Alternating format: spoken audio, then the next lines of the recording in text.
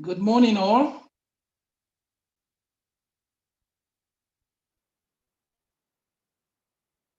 Right, good morning. And I'd like to welcome you to the Lady Helen Summit on COVID. As you know, the theme of this presentation is the impact of COVID-19 on children and family. And we're here to navigate the solutions.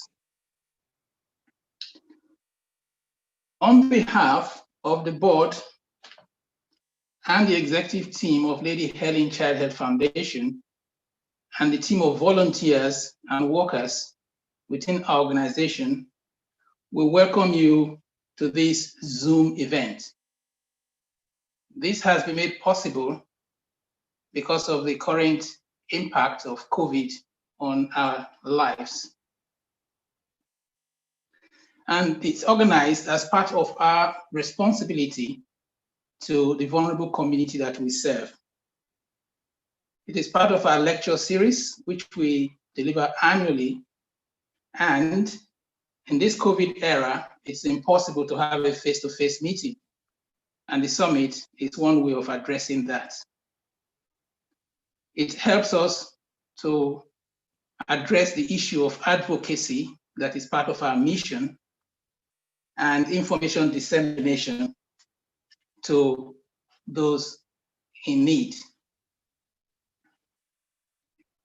I am Benjamin Odeka, a consultant in pediatrics and gastroenterology, and I'm also actively involved in quality assurance work in hospitals and with medical regulatory boards. I'm also the CEO of Lady Helen Child Health Foundation, who's striving to provide specific needs to the vulnerables within our society. Right, today's activity has been pretty packed, and we have with us very distinguished presenters who will be navigating different aspects. I think we lost contact there. Can I just start from where I went off the air?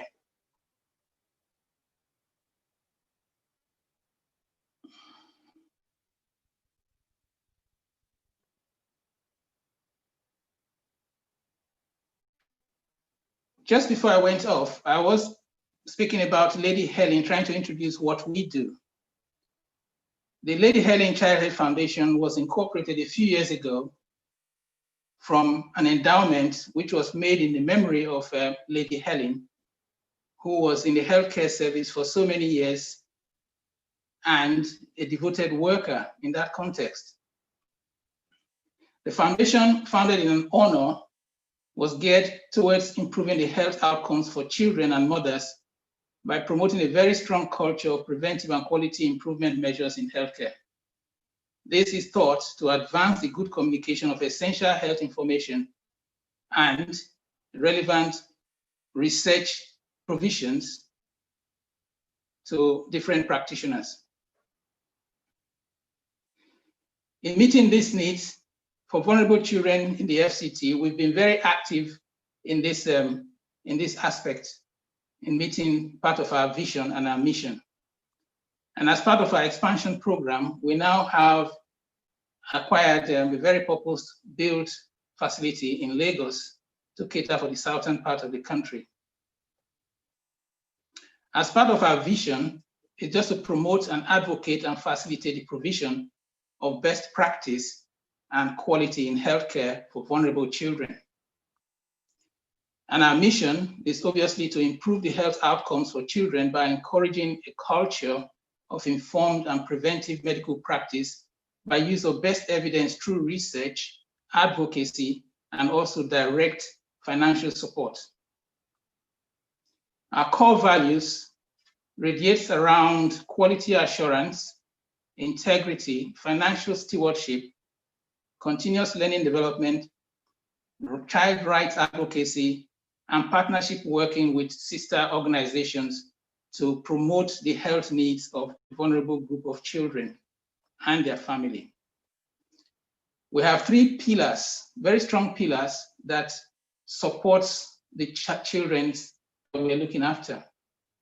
And the 3 pillars radiates around research, advocacy, and PTAP, which is a direct support for acute management of children in hospital. So in advancing our needs, obviously, we would need support. For the time being, we've been able to sustain ourselves by generous donation from our supporters, a team of ambassadors, volunteers, and also well-meaning Nigerians who have donated from time to time to our cause, for which we are very grateful. In order to continue to provide this service, it's important that we have continuing support in order to move the organization to the next level. And we also use the opportunity to thank those who have been involved in nurturing this organization, supporting us to some extent there. So I'm not entirely sure where we lost out, but I've just finished the introduction of Lady Helen. So I'm moving into the summit proper. So we have issue about COVID in Africa, and obviously we are all used and we all know exactly what's going on. Different information has been peddled around, and we have different contexts in our understanding of the issues.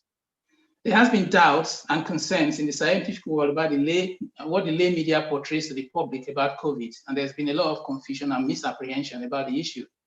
And when it comes to the issue of children, again, there are a lot of emotional issues surrounding how COVID can best be managed in that age group and the impact, especially those who are vulnerable. So most of our speakers today will actually try and ventilate the issues, and we can hopefully have some inroad and insight and illuminate our understanding of what the government and other organizations are doing to address this situation. I'm not going to go into the details of different aspects of this COVID matter because we're going to have a lot of discussions on this.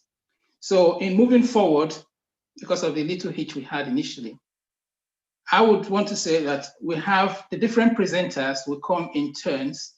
And what we decided to do was to bring in the medical perspective first. And that will be followed by a stakeholder who had first-hand information and first-hand experience of caring for vulnerable children in this trying period. Thereafter, the health ministry, representing the minister with the views from that agency, will tell us what they've seen about COVID and what the government is doing about it. Right. So we take it in that order, and after each presenter has finished speaking, then we will have a period of questions, which we're going to harvest from the question bank. So please, if you would like to ask any of the presenters questions, can you enter it into the question column or question bank so that this can be harvested, and I'll put it through to the presenter to answer. So hopefully if we do that, we'll be able to manage our time better. So the presenters we have today, we have the first speaker would be Dr. Ofuegu, who is a consultant pediatrician and chief neonatologist in a very big private hospital in the United Arab Emirates. Prior to that, she was a consultant in the United Kingdom, and she trained in the United Kingdom and in Nigeria, and I've had cause to work with her, and she is very, very accomplished practitioner, and will actually be presenting the data and different aspects of COVID to us in due course. And she will be followed by Ambassador Ngozi Annie George, who is the founder and director of FACADO Orphanage Home in the FCT, giving us the perspective of a stakeholder who has actually seen the effect of COVID in action and the impact on those vulnerable children. So we want to share her views on that and what she has to suggest for the future. Then following her will be the Ministry of the Minister from Ministry of Health, and that will be the head of the Child Survival Branch, which is very topical in what we're discussing now. And following that presentation will be Mr. Oduremi Olugbenga from the Ministry of Education, who will also ventilate some of the issues that we'll be looking at in due course. And after that would be Mr. Andrew Mogudu from the Ministry of Women Affairs, who will be advancing the course and the views and the remedy that the Ministry of Women Affairs has been putting into this issue. And final speaker would be Mrs. Oyadinro Folashade, a Principal Social Welfare Officer, Social Development Secretariat, representing the views of the Minister for the FCT. So without further ado, I would like to invite the first speaker, Dr. Bibian Ofuegbu, to start the proceedings of the day. Over to you, Bibian. Thank you. Could you ask the host to stop sharing his screen? I'd like to share it from my screen, please. Could the host stop sharing the screen?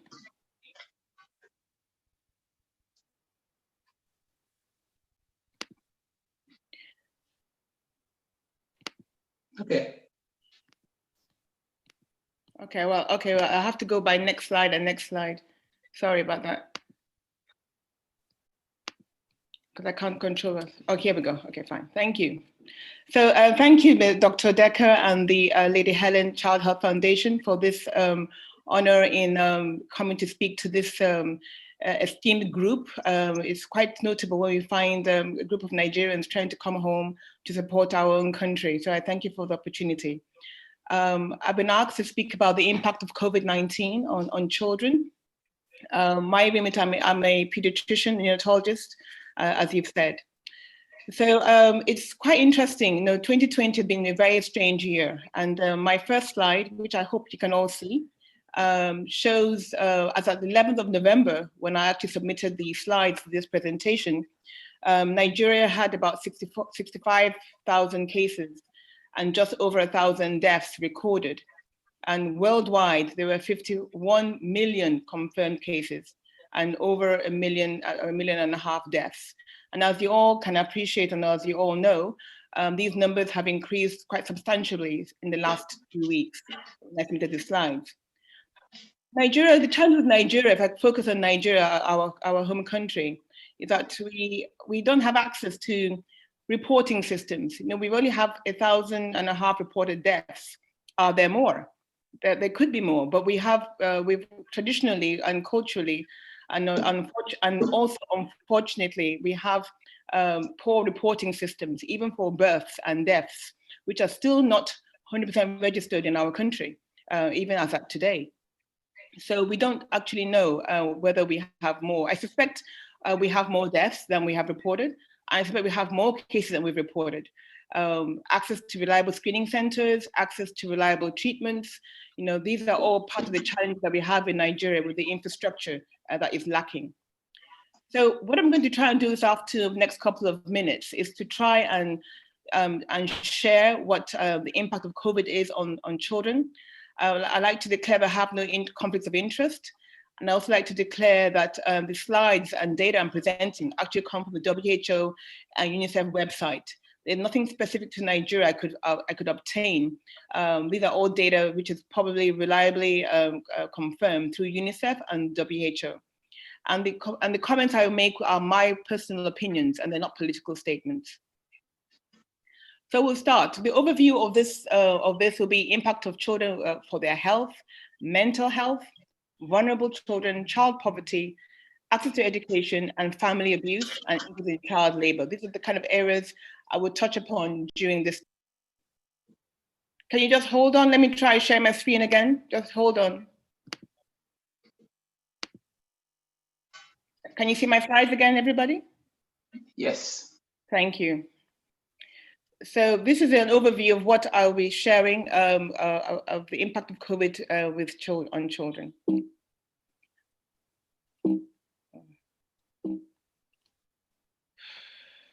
Not right here. Okay, here we go.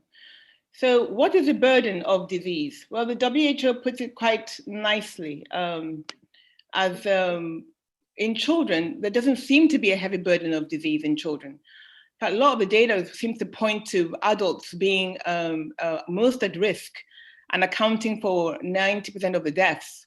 You know, the children seem to be carriers of the virus and not affected by it. But the consequence to children is very different. They don't have a disease, but the consequences to the children is what we're going to discuss. So what we do know through the WHO is that under 18-year-old kids with COVID only represent about 8.5% of reported cases. And there are very few deaths, which is good. You know, the adults are most affected, as I've said, because they have pre-existing medical conditions as a risk factor. In fact, where I am based currently, we don't screen children at all. Anybody under 12 is not screened.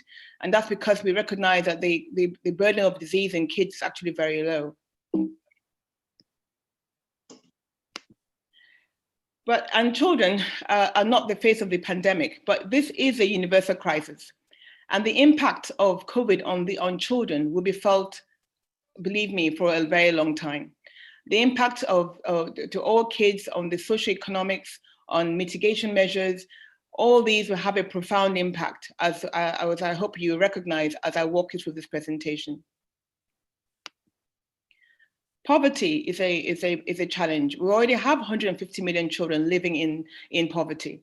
Access to education, healthcare, housing, nutrition, sanitation, and water is lacking in more than 70 countries in the world. And the author of in the Save the Children document, which is referenced below, suggests that 45% of the kids are already severely deprived before this pandemic even hit us. So the impact post-pandemic is not even imaginable.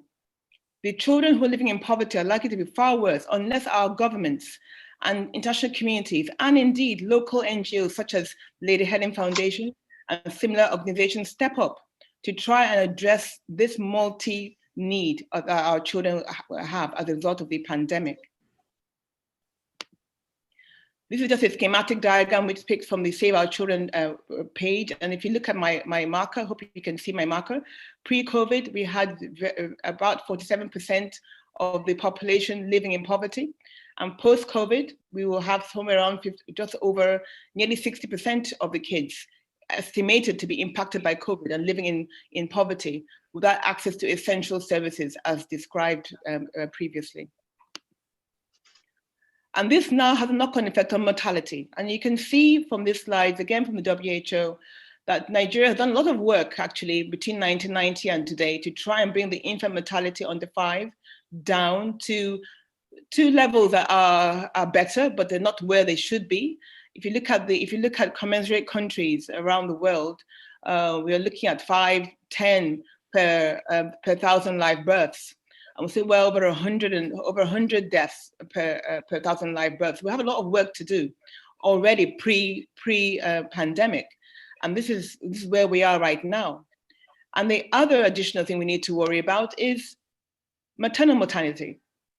You know, we have women who a maternal death is catastrophic, particularly when you have young children. The death of a mother contributes dynamically to the welfare of the under 5s. And so we find that when there's a direct correlation between the potential additional maternal deaths, which will contribute additional under 5 deaths in the next 6 months, unless there's intervention. And all this is because there's already been basic disruption to usual services, as I will explain in the coming slides. Vaccinations. Well, the whole world is going a bit crazy around COVID vaccination right now, but we have a bigger problem. Our basic vaccinations, the polio, the hepatitis, the BCG vaccinations, all these things depend on a cold chain. All these depend on access. When you have lockdowns, suddenly there's no access to get the basics of care, or children get them late or not at all. So additionally, when children fail to get their basic vaccinations, we're already automatically adding the risk of many life-threatening diseases. This is what COVID-19 does. COVID-19 has delayed vaccinations, delayed presentations to hospital, delayed ability for parents to actually afford to provide their children with vaccinations. So this is a challenge. How do we make sure that our children get vaccinations as scheduled despite a pandemic going on? In this country here where I'm based right now, we had a system whereby you're vaccinated in the car. You drive up with your child, and you have vaccination in the car by a health professional. But in Nigeria, not everybody has a car, and the people you want to reach are people who don't have that kind of access. So what can we do within our systems to try and make sure that our under-vaccinated children and our unvaccinated children do not increase exponentially? We are worried that 80 million children under the age of 1 may miss out receiving life-saving vaccinations. And that is a huge problem. Additionally, HIV could be also another challenge. And there's also an estimation already for the UN AIDS group that estimates that there'll be an exponential rise in HIV because of access to medication. Our mothers who may be HIV carriers who no longer have access because of lockdown or because of poverty or just generalized, just poor access to services. Because in our country, we need to think ahead. We need to be able to be in a position where we lock down, but we put services in place to make sure that the vulnerable are not lost and get the services that they require. We have malaria, tuberculosis programs. We have challenges now, we reported challenges of parents who no longer are able to work.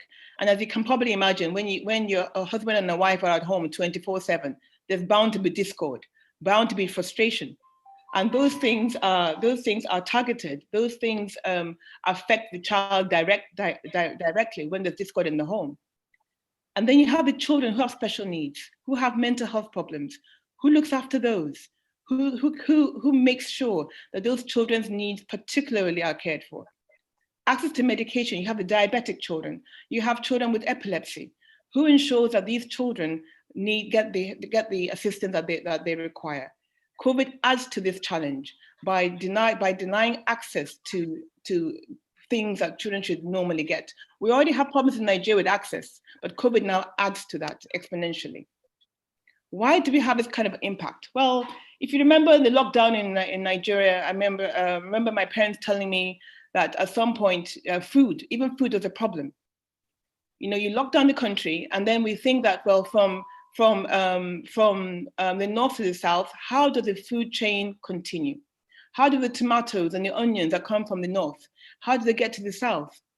There's blockade everywhere. But when we're an organized country, these are things that you take into account to ensure that, yes, there is lockdown to protect people from this COVID virus. But at the same time, you're looking out for the welfare of people to ensure that things like food is equivalently distributed. People have lost their jobs. Wherever you are in this world, people have lost jobs. The impact is felt everywhere. All you need to do is read the papers, read the news, or hear in the news. And in Nigeria, a lot of people, and just not in Nigeria, everywhere, people have daily paid jobs where they go out each day to be paid every day. There's an impact to that loss of work with COVID, because people just don't go out to work anymore because they can't. And all this leads to routine healthcare, collapse of the healthcare system. The healthcare workers are at home because they're locked down. There's no provision for them, access to PPEs and safety measures. I have had colleagues in the UK and colleagues in Nigeria that have died from this dreadful virus. Where is the support for the healthcare system? Because without supporting them, how do they deliver a healthcare to the children and to the adults as well who need us? We make choices when we're with COVID. And additionally, across the world, we are seeing reports of delayed diagnosis. Children with leukemia, children with diabetes, even adults with brain tumors, children with tumors presenting quite late because of the fear of COVID.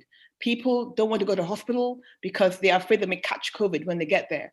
And in addition, people have lost the means of paying for their treatments in hospital. And all this contributes to the impact on the child and on the family. And this directly increases child and maternal death, and also total deaths across the world. Education. Now, education is the fundamental, because without education, then the parent would not struggle and fight to get her vaccinations for her child. She would not struggle to get her child treatment when she recognizes that treatment is required. But education across the world, particularly in countries like ours, or countries, even wherever you are, have been directly also been impacted because there are no schools. And in a country like ours, we have no infrastructure in place. We don't have internet access, and more importantly, we don't have light. We don't have regular power and light. People, if you don't have a generator, then then there's no chance at all. There are systems around the world and in countries similar to ours, particularly countries like Ghana, that actually report that they are able to provide data. They're able to okay, maybe I've got 2 minutes. 2 minutes. Thank you. Light and water. So the education impact is actually something we need to focus on and be clear about and support as well. So what can be done? Well, it's about leadership and vision, to try and push this through and to look at mechanisms of addressing this concern. But I hope the stakeholders who are here present will have some ideas to channel through to reduce the impact of COVID on children. Our stakeholders, I hope, will look into areas of water, access, health insurance schemes, telemedicine, skill acquisition, education, and investing, which automatically involve investing in the child and the family. So this is my last slide.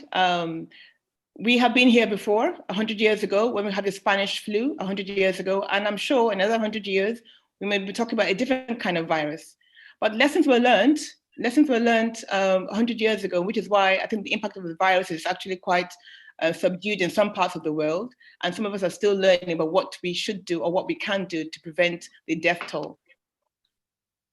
We need to care for our children. We need to care for the vulnerable in our society to give them support to achieve their full potential. And on that note, thank you for your attention. Right. Thank you. Thank you, Vivian. While waiting for questions, I'm sure we'll have 1 or 2 questions for you. Okay, questions from the audience. Before the questions start streaming in, can I just ask you one question? Yes. Do you think medically that the medical doctors in Nigeria have the right equipment, knowledge, and resources to actually cater for the vulnerable children that they are meant to look out for? And secondly, what do you think will be the conflict that will be affecting their professional practice of delivering the care that these kids need?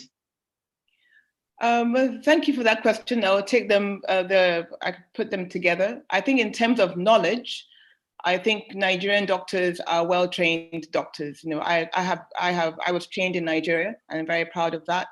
Knowledge is not our challenge. Our challenge is resources. Our challenge is organization. Our challenge is taking accountability and responsibility. But at the same time, we have organizations where people are not probably adequately remunerated. And in a situation like this with COVID in particularly, support for the physicians with PPE. We have a disease running around that can actually kill the physician. You need to have your physicians alive and healthy to actually be able to care for everybody else.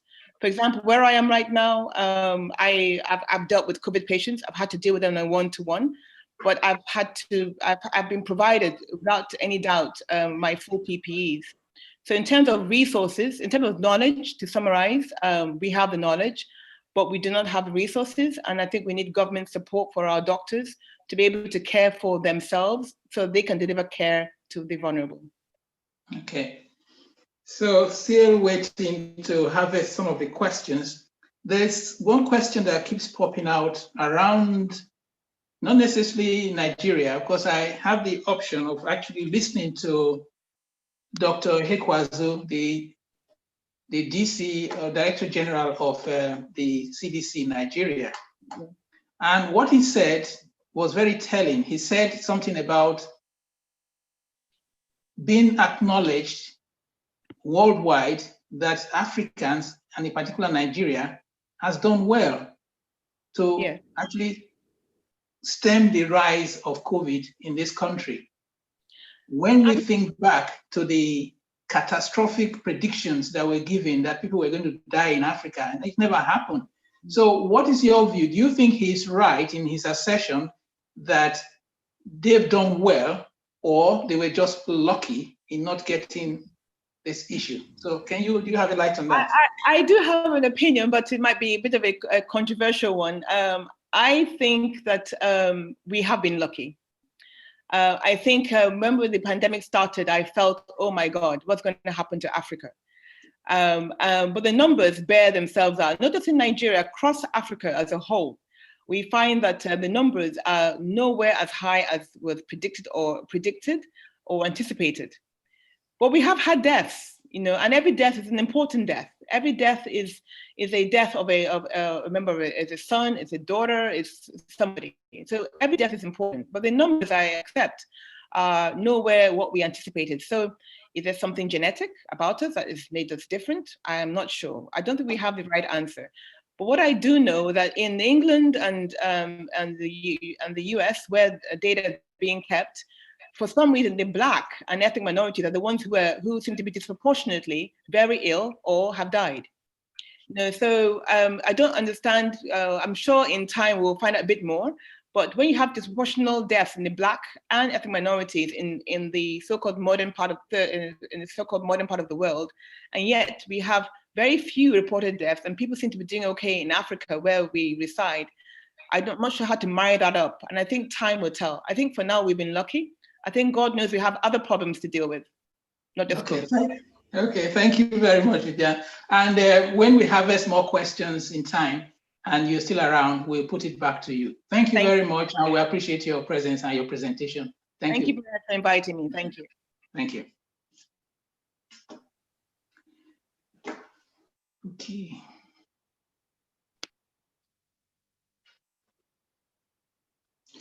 So the next presentation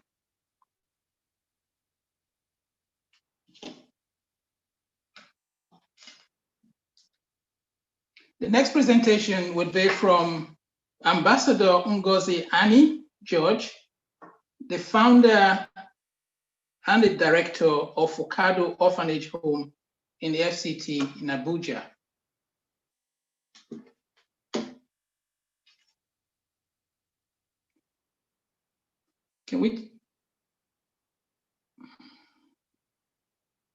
So I would like to invite Ambassador Ngozi to give her presentation.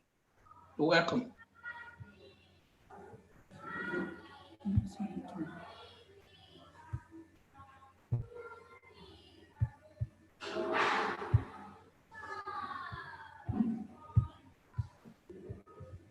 Thank you very much.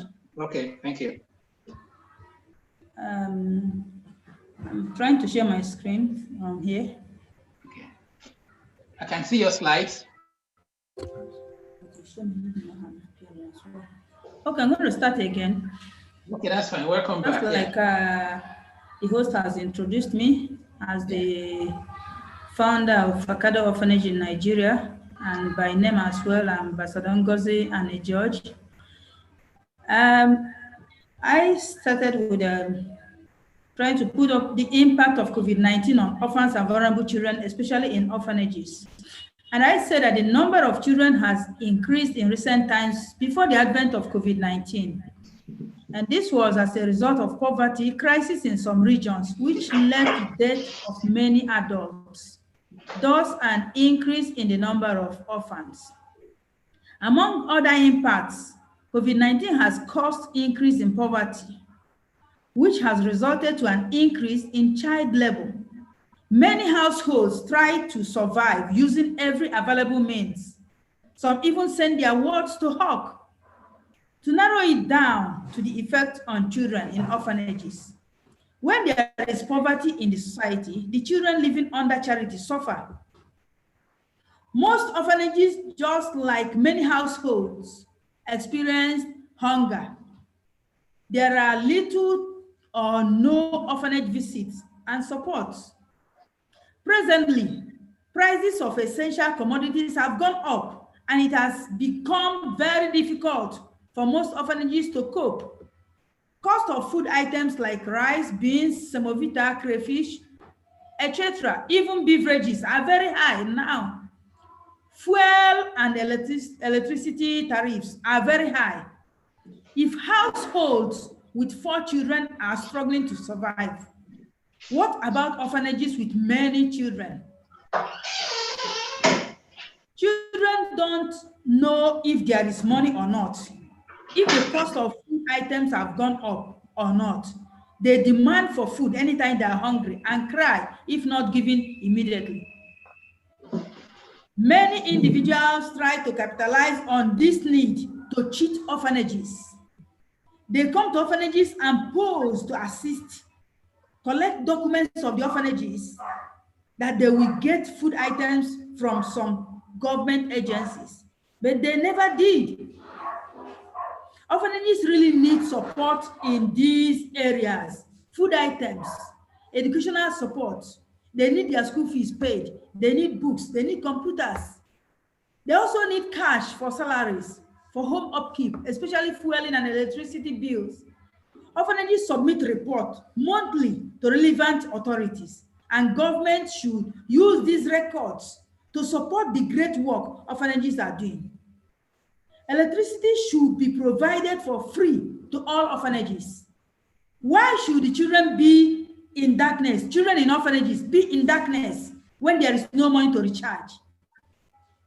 The government and well-meaning individuals are supposed to give educational support to these children in the home, pay their school fees and buy them books. Grants should be given to orphanages to help them establish a viable business that can support the home. Medication should be free for orphans, especially the orphans in the homes. Why should an orphan die because there is no money for treatment? We heard of survival funds, but this did not get to orphanages. Children are living in fear of death daily. Every day on television, they see tens of people die, thousands, due to COVID-19. The children are worried, living in anxiety and fear, thinking of who will be the next COVID victim. The closure of schools also affected the children greatly. Not only in learning, not only is learning hindered, but also the alternative to classroom teaching, which is online learning, is not accessible to them. They miss their friends so much, and they stay indoors 24 hours. No school, no church, no outing of any kind, no social support that contributes to their mental well-being.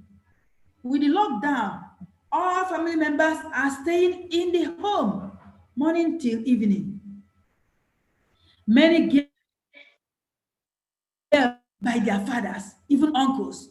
But for orphanages like FACADO, privacy with the opposite sex is not allowed, and such does not happen. I recently just got news last week of a girl in SS2 in another community next to ours who just tested positive for pregnancy, already 4 months pregnant. This happened during the lockdown as a result of staying at home without trusted adults supervising them. The girl was impregnated by her cousin brother. In FACADO, I inculcate freedom of speech in our female children, that they can report anybody who violates the rules and makes sexual advances on them, whether staff or not. Globally, the global report has showed that deprived children, like children in orphanages, the effect of this pandemic could be devastating and even life-altering. Thus, all hands should be on deck to support orphanages that have good vision. God bless us all. Thank you, Ambassador, for a very clear presentation to the point. And I'm sure there'll be a lot of questions from the question bank. So I'll see how many questions are coming up for yourself. So try and see how we can illuminate and navigate solutions and support for orphanages and vulnerable children in particular. So questions open to the audience. But while I'm waiting for the questions, can I just ask one question which I've been looking through? The first question is, in terms of government support during the lockdown, which must have been very, very pressured on yourself and those of your workers providing those services. And this obviously cuts across most of the orphanages. I remember Lady Helen did a research during the lockdown, looking at and asking questions about the provision of palliatives to support the orphanages. And I think we got a response from most of them, and the paper is actually published now. It's a published information. Right. Well, before I answer my question, the first question here is from Dr. Ofuegu. Again, she's asking, what degree of government support have you had so far? Has it been encouraging? Has it been helpful? How has it just been okay? What do you say to that? Thank you very much for that question. The government support to orphanages, and I'm so sorry that it has been very little. Okay. For example, during the lockdown, after much pushing from the network of some orphanages to some ministries, humanitarian affairs and all that, they were able to get small, these are 5 kg bags of rice, about 12 of it. And in an orphanage that have like 30 children, that rice got from the government can take them for like 4 days. And if the support gotten from the government is just something that can last for like 4 days, we can say that the support from the government is still very little. Okay. And we're expecting much. Okay. So there's much to be delivered and much to be desired. Yes, yes, yes. Right. The other question I've just seen from the screen, the question is, how have you been able to deliver to the vulnerable people from using your network, the orphanages itself? How have they been able to deliver issues to those vulnerable children? Okay, from our own end, with the support of some of our trustee members, and then support from some organizations like Lady Helen Child Health Foundation, we've been able to cope, taking care of the children, and we try to work hard with the founders and the trustee members, work hard to make sure that we keep contributing to the orphanage and make sure that the children are well taken care of. So I really want to appreciate Lady Helen Child Care Foundation for their support, and few other individuals that have taken it upon themselves to make sure that they give support to orphanages. Okay, now there's a question, the 2 questions are linked. One from Dr. Odeka from Frandek Consulting, and the other one from your co-speaker, Dr. Ofuegu. The question from Dr. Ofuegu and Dr. Odeka are similar. He said, what can stakeholders do to support orphanages in a structured manner? Is it the Ministry of Health or Ministry of Humanitarian Services? Which one do you think would be best for you? Then there's another question from Jacob Mobolaji, from Lead British Profession in Education. The question is, how has orphanages been able to get to the vulnerable during the lockdown? Again, there are 2 linked questions. So if you can quickly take that a lot of interest in this because you're doing a very good job and it's a no-win situation. Children need food, resources are scarce, you have to deliver services. So how are you going to juggle those things? Those two questions are actually quite relative. So can you just shed some light on that, please? Okay, talking about during the lockdown, but let me take the first question first, talking about whether the support is going to be from Ministry of Health or Ministry of Humanitarian Affairs. Actually, checking it all round support supposed to come from the Ministry of Humanitarian Affairs, in the sense that they can decide to empower orphanages to establish a business that can support the home holistically. Then for the Ministry of Health, we advocate free treatment to orphans from orphanages, free treatment to the children. Because when you take children to, for example, we take our children sometimes to a medical center, and when you take them there, you pay. Any place we take the children to, we pay before we get there, access the services. So we need free health treatment to our children. And then also talking about how we took care of the children during the lockdown, we did our best to make sure that there is a continuous lesson for them indoors in a little way we can, making sure that they keep learning, not just playing. Thank you very much. Okay.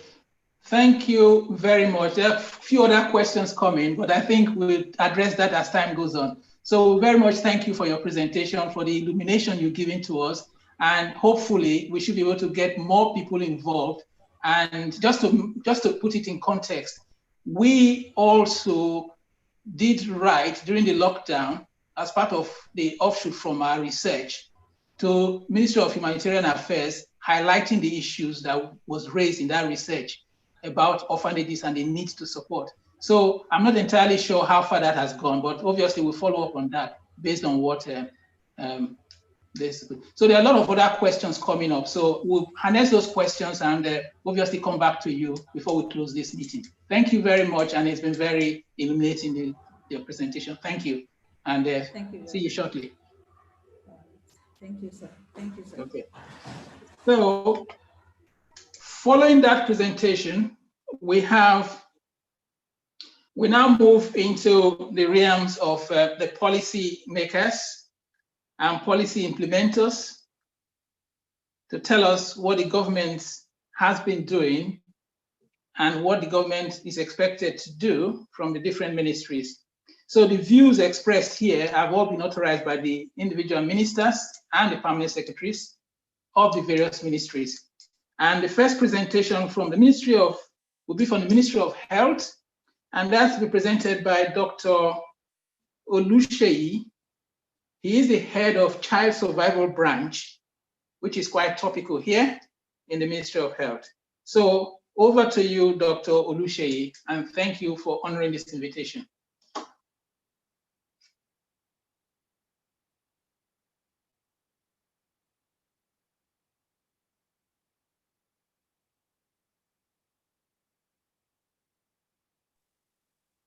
Okay, good morning, everybody. Good morning, everybody. Yeah, we can hear you. Good morning. Welcome. I'm Dr. Mokore Oluseyi. I'm a physician with both. Okay, you can hear me? We can hear and we can see you. Good morning, everybody. I'm Dr. Mokore Oluseyi. I'm a physician, both of the West African College of Physicians and National Postgraduate.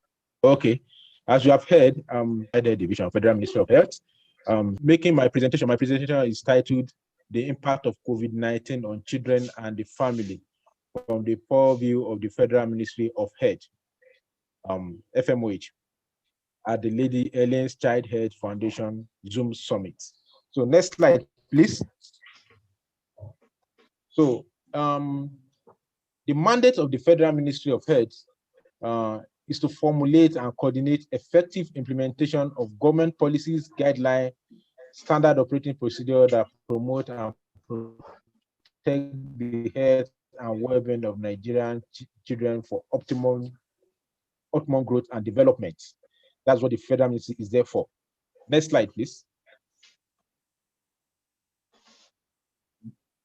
So, This is where we are now. This child health division, there is a branch. The child health division is one of the division in family health department. As you all know, the Federal Ministry of Health has child health department is one of it. We cannot what the situation of Nigerian children are. Nigeria, let me just give you a preamble of what Nigeria is.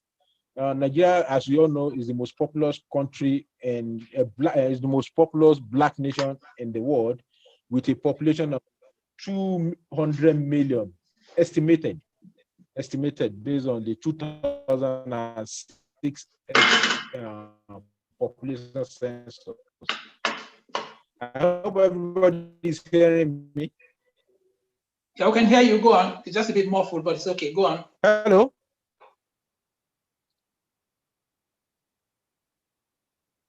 Please, are you hearing me, please? Yes, we can hear you. Go ahead. Go on. Okay. Okay. I said Nigeria is the most populous group. Yes. So Vivian Ofegu did talk about the. It is obvious there's no way we can separate it. Once we have a high maternal mortality rate, the under 5 mortality rate, maternal neonatal mortality rate will be high. So the health of children and mother, they are intricately linked together. So there's no way we can be talking about children health without making reference to that of the mother. So if you look at Nigeria as a whole, women that are in the reproductive age group are presently estimated to be around between 35 million to 40 million of the total 200 million population. So these women annually, they give back to children. And as we all know, the contraceptive prevalence rate in Nigeria is very, very low. That means our fertility rate, once we have a very low contraceptive prevalence rate, the fertility in that country will be high. So per woman, it is estimated that for each woman in Nigeria within this reproductive age, they give back to about 5.5 children. That means the fertility rate for Nigeria is about 5. For an average of one woman, we give back to like 5.5. At least a woman in the reproductive age group will give back to 5 children.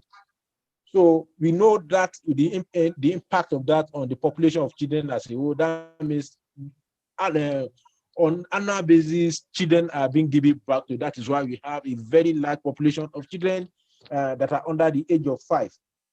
So with this high fertility rates, the population that are under the age of 5 out of the 200 million is 20% of the total.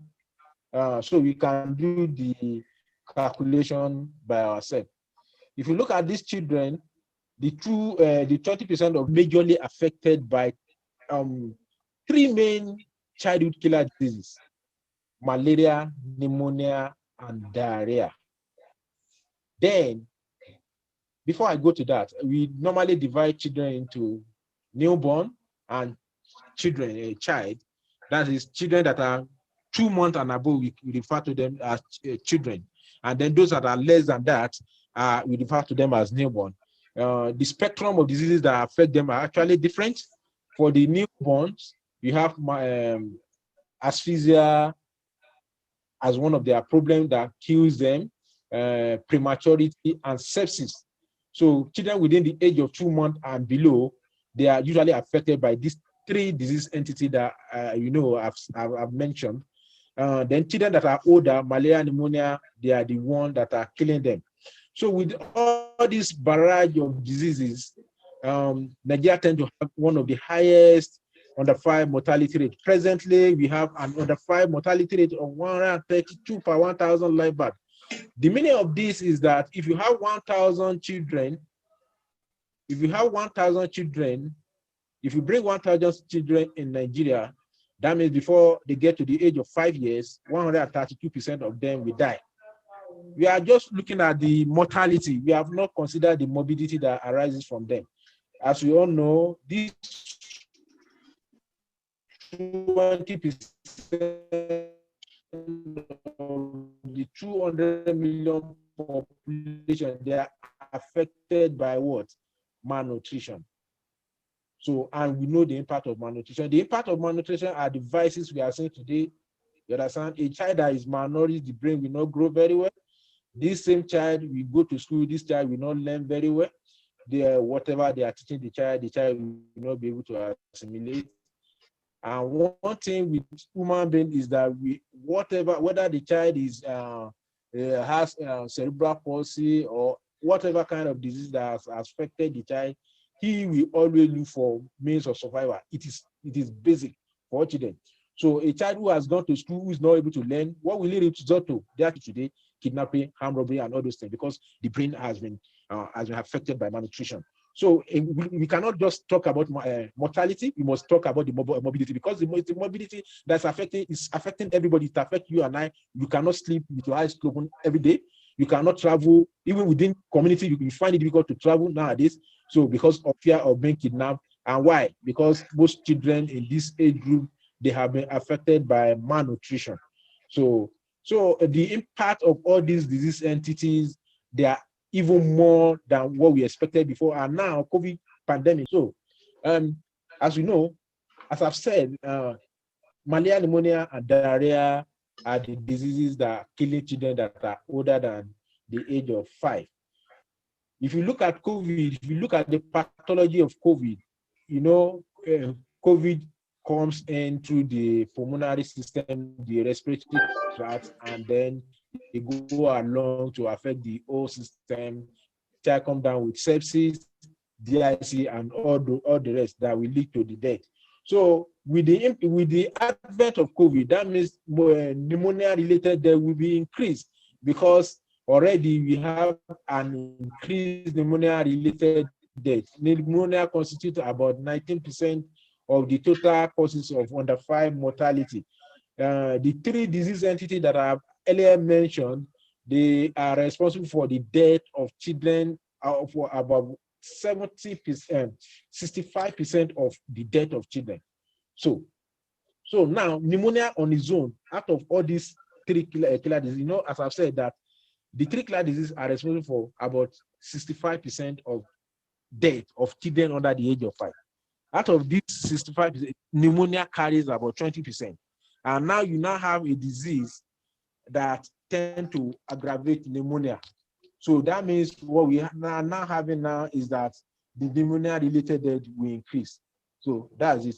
So the more COVID we have, and under 5 mortality.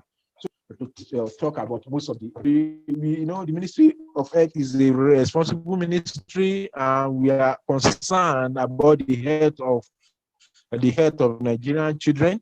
So we cannot just leave them to die, because that's what we are there for. So what we can do is to be able to come up with policy guidelines and protocol that will give a kind of direction to what government should do to be able to address the challenges of under 5 mortality. As I've said, you cannot leave out the health. So the reproductive, the kind of policies and strategy and protocols we have, number 1 on the list is the reproductive maternal newborn child and adolescent health plus nutrition strategy. It's an overarching strategy that talks about reproductive, maternal, newborn, child, adolescent. It gives a direction on what you are supposed to do, what direction you are supposed to do for on your implementation. It's actually encompassing an integrated strategy. Because, okay, let's take the issue of malaria, pneumonia, and diarrhea. If you take a child coming to the hospital, mostly a child with malaria, you may not come with diarrhea. They may not come with only malaria. You might come with malaria, pneumonia, and diarrhea. So the best is to bring all these things together and make sure that an holistic package is provided for them. So that's why we have the reproductive maternal newborn child and adolescent strategy. It covers the continuum of care for mother, child, newborn, adolescents. Then we have the child health policy. Mind you, the reproductive maternal newborn child and adolescent strategy that I talked about covers the whole continuum, the continuum of maternal newborn. But the child health policy talks specifically about child health. What are the things that are affecting child health?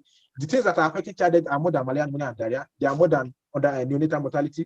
And if you can recall very well, we talk about the causes of neonatal mortality to be asphyxia, prematurity, and sepsis.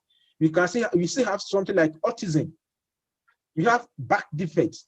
All those things comes under the child health policy, and it gives a direction on how each of them will be tackled.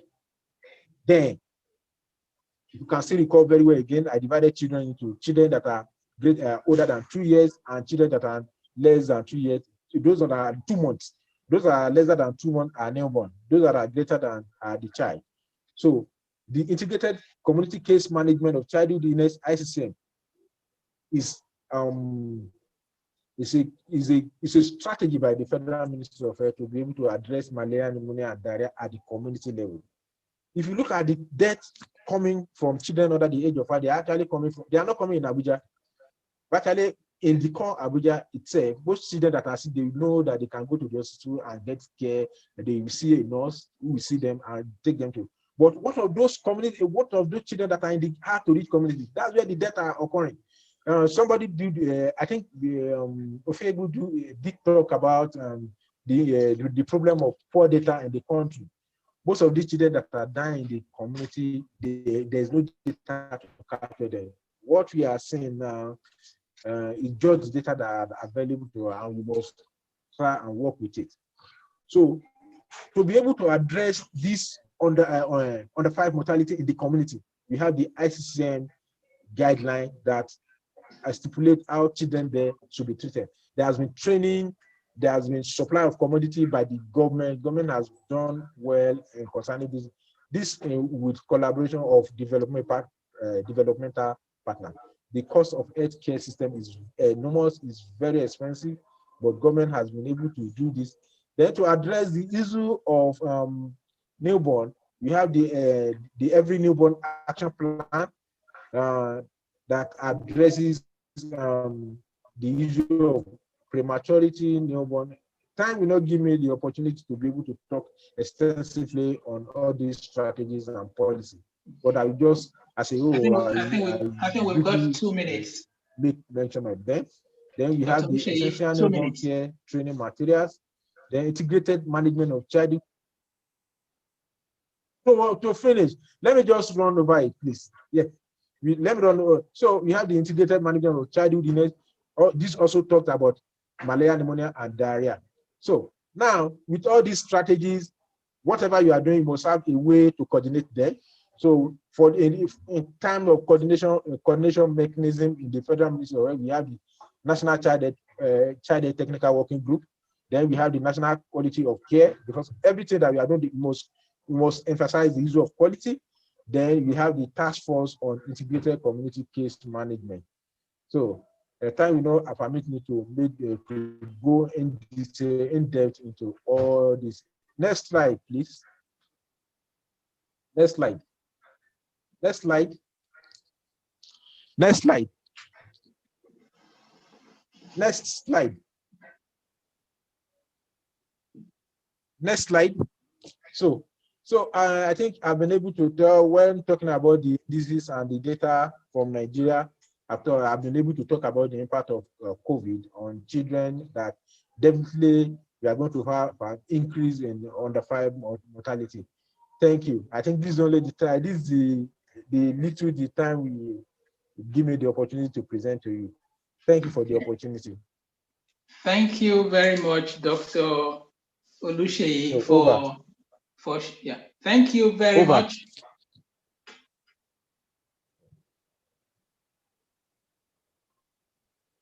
Right. We'd like to thank Dr. Oluseyi for his presentation on behalf of the Ministry of Health. And while I'm waiting to harvest questions, I would like to ask some of the questions that have been brewing prior to this conference. Now, the first question, obviously, you've talked about the ministry being the architects of policies on behalf of the government. Now, the policies in relation to COVID obviously has to be in relation to immediate, medium, and long-term policies. Now, I just want you to tell us what are the immediate policies of the Ministry of Health in relation to immediate management issues relating to COVID. You can also mention medium or long-term policy initiatives in that one. Okay, that's the first question. The second question is from, okay, you finish with this question, then the other questions, once harvested, I will come back to you.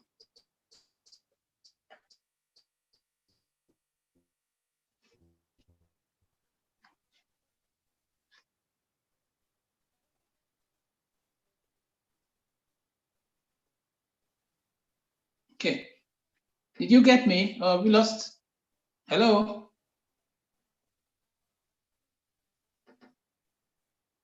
Okay, that's the first question. There's another question from Dr. Decker from Frande Consulting. And he said, what is Ministry of Health doing presently on management of COVID-19?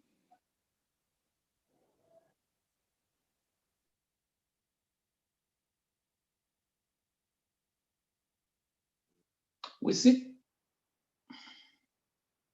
seem to have lost contact with the presenter.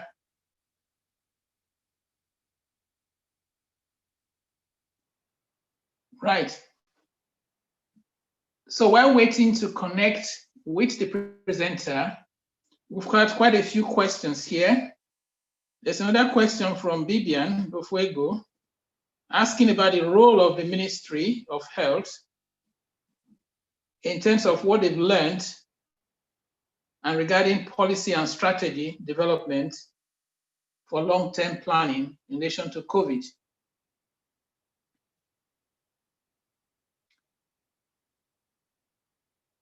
Okay, I think when he comes back, then we should be able to establish that contact. While waiting, I would like to move on and introduce the next speaker.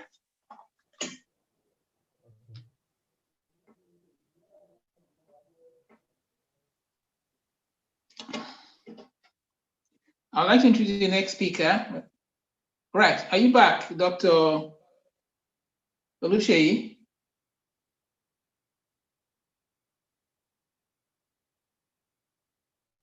Can you unmute yourself, please? I'm back. Okay, that's Hello? fine. Okay, yeah, there's a few questions. Okay, I'll just start again. Sorry about that. A few questions when you went off. First question. From I just harvest them. Just a minute. First question was from Dr. Decker from Frande Consulting. The question is, what is the Ministry of Health doing presently on management of COVID-19? That's number one. The second question is from Bibian Ofuego. Paraphrasing her question, she's asked about the question of lessons learned and policy direction for long-term planning by the ministry.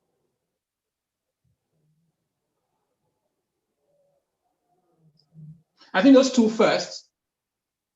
Then the next question, which is harvested from the general public, is about the preparedness of the Ministry of Health for procuring the COVID vaccine.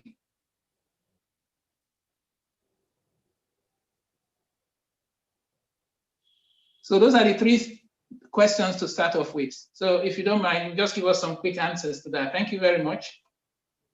So basically, it should reflect the current policies of government in terms of what the public expects in those contexts. Okay. The first question. So I think if I'm right, the way I captured it here government policy on immediate management of children with COVID-19. Is that, I think I'm correct? Correct. Yeah. Okay. Thank you very much. Thank you very much for the questions. You know, the management of the incidence of COVID-19 pandemic is something that came abruptly, and that is why it's an emergency. Anything that comes emergency like that, we call it emergency. So now, the government, what the government has been able to do, I hope everybody knows that the management, the coordination of the management of COVID-19 pandemic is in the purview of NCDC. So I don't have the capacity to speak on their behalf, but within the realm where I work, that's on the reproductive, maternal, and child health realms. I think what we've been able to do is to be able to look at our policies so that they will be able to address the issue of COVID-19. Presently, there's a policy that is going on so that children, we call it the reproductive maternal newborn COVID response plan on reproductive maternal newborn child and adolescent strategy. So now, children that are coming, our strategy were not fashioned in a way that addresses COVID-19. But now, what we have been able to do is to make sure that all these, the issue of emergency, so like COVID-19, are brought on into. Previously, most of our strategies, most of our guidelines, you cannot see something like PPE and all the rest, face masks and all this. They are not there. But now we have seen that they are critical because the health workers also, they must be protected. You understand? If they are not protected, they will get infected, and as much as possible, they will still transfer the virus to other people coming to seek care. And so what we've been able to do is to be able to review and update our policies so that they are in line with the management of COVID-19. So presently, the reproductive maternal newborn, the overarching strategy of the Federal Ministry of Health is presently being reviewed so that all these things are well captured in the policy, in the policy and guideline. So the other question is lessons learned and policy direction for long-term planning. So now, everything, what we are doing now, we are, you know, COVID-19 is something that came abruptly. So for us to be able to make any concrete policy, we depend on data.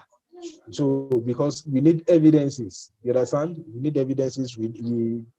Most of these policies, most of these guidelines that we are developing, they are based on policies and they are based on research. We don't just come up one day and come up with policies. So we are still gathering data. All this data will be collated and analyzed, and then they will help us to make appropriate plan with respect to COVID-19. Now, as I've said, for example, you can take the issue of pneumonia. We have not known the what has been the impact of what has been the related mortality with respect to COVID-19 and pneumonia. If there been any increase there. So all those data, we must be able to get them and then analyze them and then make sure that we make them, we fashion them, we bring them on board into our policy. Then the level of preparedness of Federal Ministry of Health in procurement of COVID-19. When it comes to the issue of vaccine, the issue of management of vaccine administration, the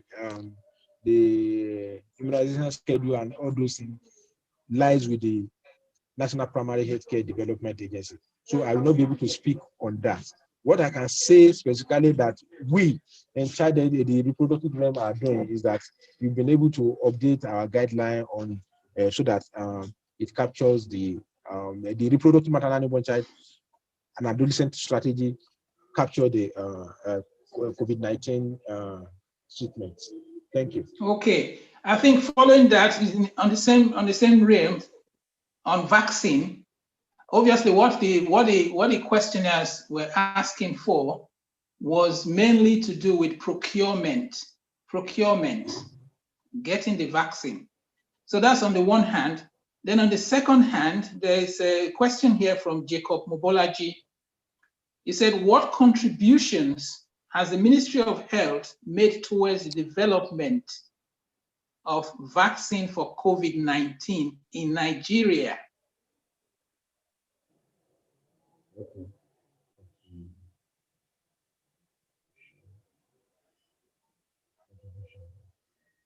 And if I may follow on that, if the vaccines are approved worldwide, can we be confident that Nigerians will be able to get it? Definitely, if you look at the immunization, okay, can I answer the question? Yes, please go on. Please, can you base it? Can you base it on the policy? Okay.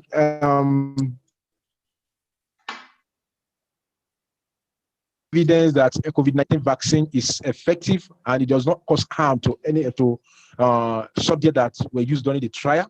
Definitely, the Federal Ministry of Health, through the MPCD, we adopt it. There are so many vaccines that are coming on board. We have the Rota vaccine, we have the IPV vaccine.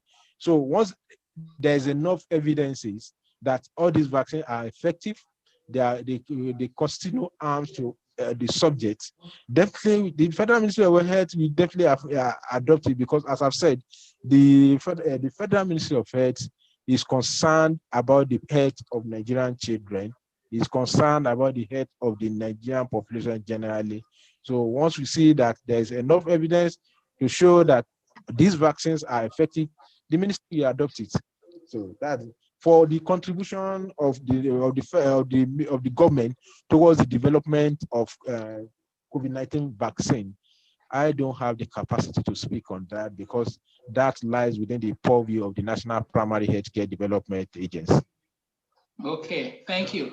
And finally, because it's a very topical thing, and Ministry of Health is actually pivotal to managing this pandemic, the big question is, there is a general belief in some circles in Nigeria that COVID does not really exist. That's number one. So when you now have the vaccine, how prepared is the Ministry of Health to try and convince people to accept to be immunized for a disease they don't believe in? Have you been thinking about that in the Ministry of Health?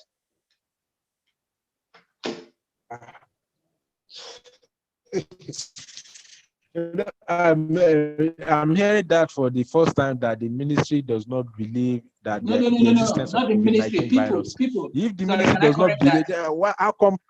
Can I correct that? People. It's the people, not the ministry of Health. Okay. If you say people, yeah. Yes.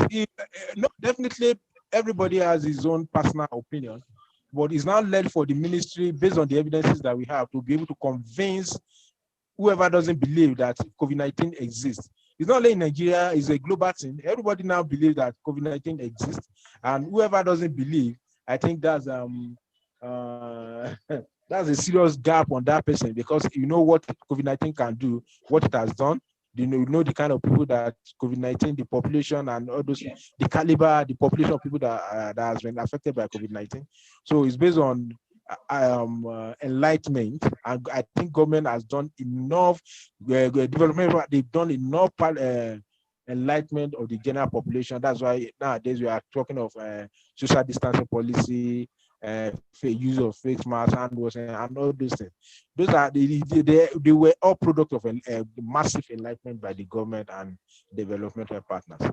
Okay. So when the vaccine comes, we have had issue whereby people people rejected vaccine, but government, through advocacy, enlightenment, we were able to convince people that vaccine works, and people are now using the available vaccines. Thank you. Okay. So I'd like to thank you because of time. If I got more questions, I'll pass them across to you in due course. So I'd like to thank you and thank the ministry and the minister for giving us the opportunity to hear from you about your aspects of COVID and COVID issues. So we will come back to you There are quite a few other questions on policy, which I'm not able to tell you, but I'll come back to you on that. I'd like to thank you and hope you stay to the end of the conference. Thank you very much. Pleasure being with you. Thank you. Okay. So I would like to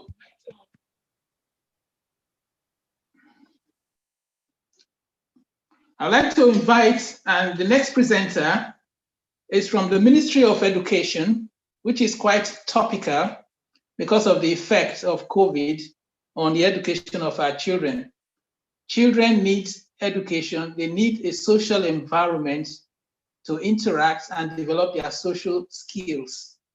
So COVID-19 has impacted in that sector. So we'd like to hear from the Ministry of Education what these factors are and what they've done about it. I would like to invite for this Mr. Oderemi Olubenga. He speaks on behalf of the minister and the ministry. He's a Deputy Director of ICT Education in the Federal Ministry of Education. I'd like to invite Mr. Olubenga and welcome to the summit.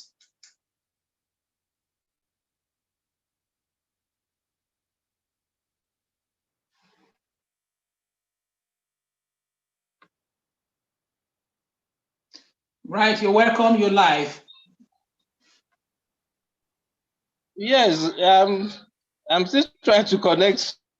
We can hear you. We can hear you and we can see you. Okay, but my video is not. Is my video on? Yes, your video is on. We can see you. Can you just? Okay. We can start. Okay. We can see you clearly and we can see your slides.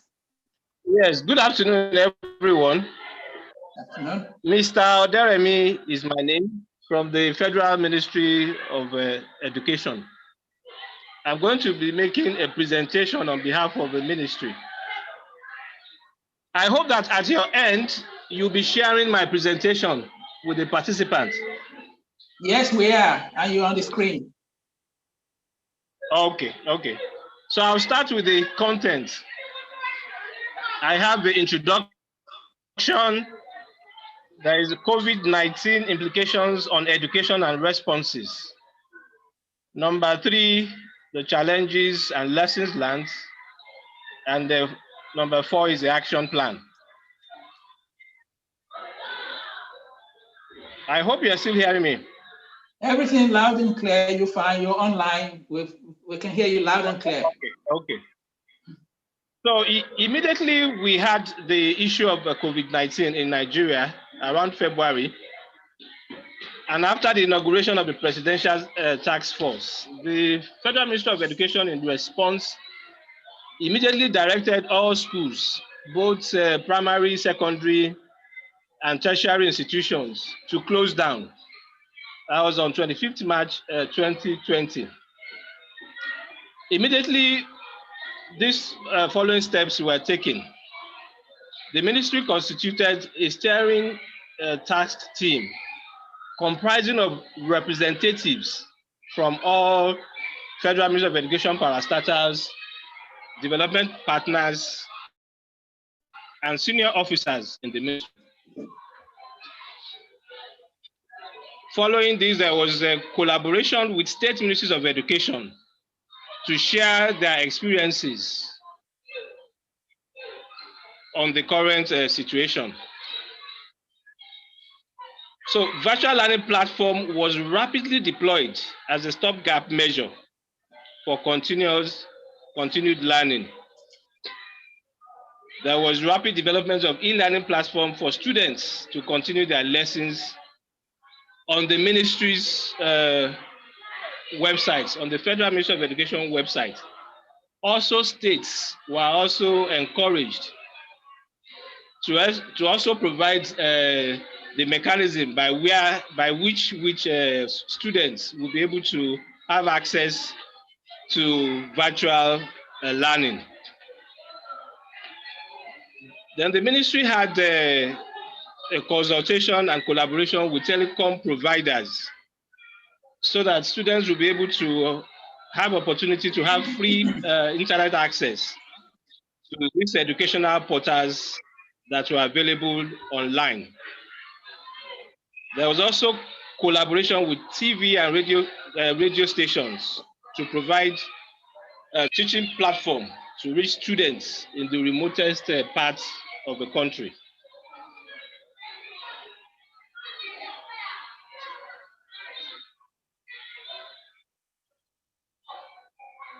The next slide is the implications on education and the responses. Students were abruptly stopped and hurriedly dispatched home to meet their parents in the middle of the second term examinations. Early release of students, which prevented any casualty in our school system, in the schools. This development had indeed altered the customary traditional methods of teaching and learning, which is the physical, the teacher to the student. The academic calendar was affected in all the three tiers of education, the primary, the secondary, and the tertiary institutions. And governments now started to monitor the situation.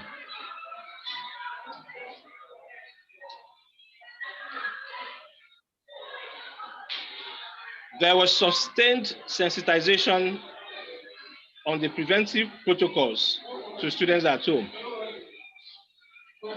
There was a use of e-learning platform to keep students busy at home. Consultations was also made with critical stakeholders to establish the right course of action.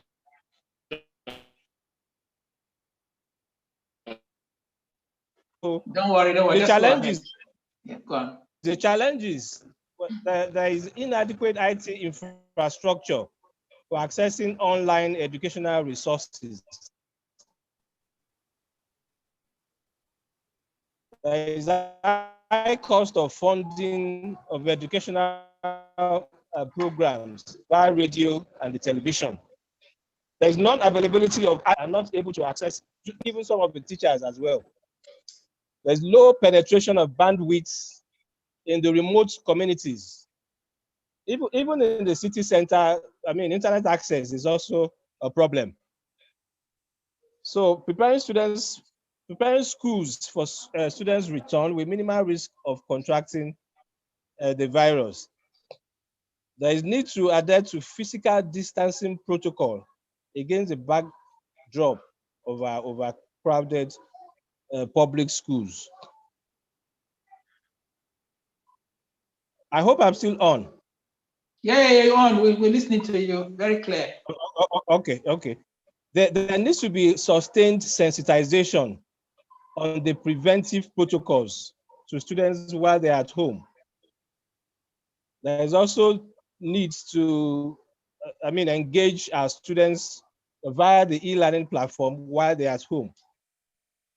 There is also need for constant consultations with critical stakeholders to establish the right course of action on matters that concerns the sector. So lessons learned. E-learning may just be the new normal for education across the globe, as well as in Nigeria.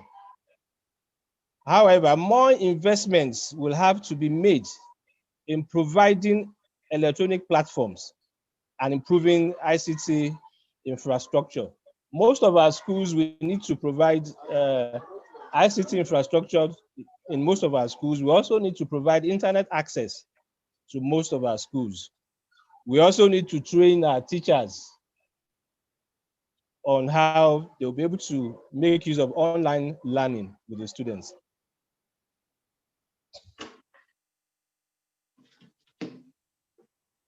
The ministry's action plan, after several months of this pandemic, I think we're more than 8 months since this pandemic started around March this year. The ministry has taken proactive steps to mobilize the different stakeholders, so that we'll look at what the next line of action will be and how our schools will be safe. So there has been a series of consultations via virtual meetings with various stakeholders in the education sector. The ministry has also provided guidelines for safe school reopening and the security of teachers and students, both the academic and the non-academic staff within the schools community. So the resumption of schools was actually was staggered. I think what was initially done was for the final year students, the students at the GSS3 and the SS3 to have their final exams, which they did around September. And I think just a week or 2 weeks after that, schools have started resuming since October this year, and the students are still very much in the school. And thank God we haven't had any incidents of COVID in our school system. So these are some of the plans that the ministry has actually made to make our schools safe. Provision of safety kits for students and teachers. Teachers and students will be provided with reusable cotton face masks while in school. I think this has been done to most of our schools, and the hand washing sanitizers. All schools were expected to provide hand washing sanitizers, temperature measuring equipment, and all students are expected to wear the face mask while in school. It's also expected that there will be physical distancing restrictions in the school for both the academic community and the visitors to the school. It's expected that additional facilities will be provided in some of these schools, maybe extra classes or laboratories. So awareness campaign, there is ongoing sensitization of staff and students on the coronavirus in our schools. So investment in ICT and e-learning facilities. We need to upgrade our ICT facilities in our schools. In fact, I know that most schools don't even have any ICT facility at all. So I think that the government needs to provide ICT facilities in our public schools, both at the federal, state, and the local government levels. I think our private schools are doing very well in this regard, but the public schools, government needs to put enough infrastructure, put enough ICT infrastructure in our school system, and the parents need to be encouraged to provide Android phones for their students so that they'll be able to have access to online learning. Because presently in our federal unity schools, especially during that pandemic, we were actually engaging our students using the online platform for several months. And to a large extent, like 60% of the students were actually being engaged on the online platform. So in conclusion, there is need for massive investment in education at all levels. Therefore, all tiers of government should try and increase funding for education.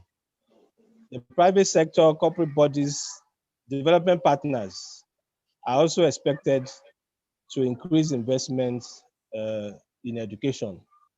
Thank you. I've just finished the presentation. Thank you very much. And thank you for keeping to time as well. Just a quick question. I've just harvested one question from the question box. The first question states, how does the government education policy help the vulnerable children specifically? What category of vulnerable? Those, you have those in orphanages, you have those in refugee camps, you also have those in disaster areas. And you also have the big group, the poor, who cannot afford some of the things you just mentioned. I think the government has a policy on inclusive education. And I think this policy, it's in its final stages. I think we should be at the implementation stages. I think the inclusive education policy of the ministry will actually take care of these segments of our education sector, the vulnerable group. I think until we start the implementation of the inclusive education properly, and I think until there is funding, until the government can adequately provide funding, the ministry already has a policy on inclusive education, which will actually take care of this vulnerable group.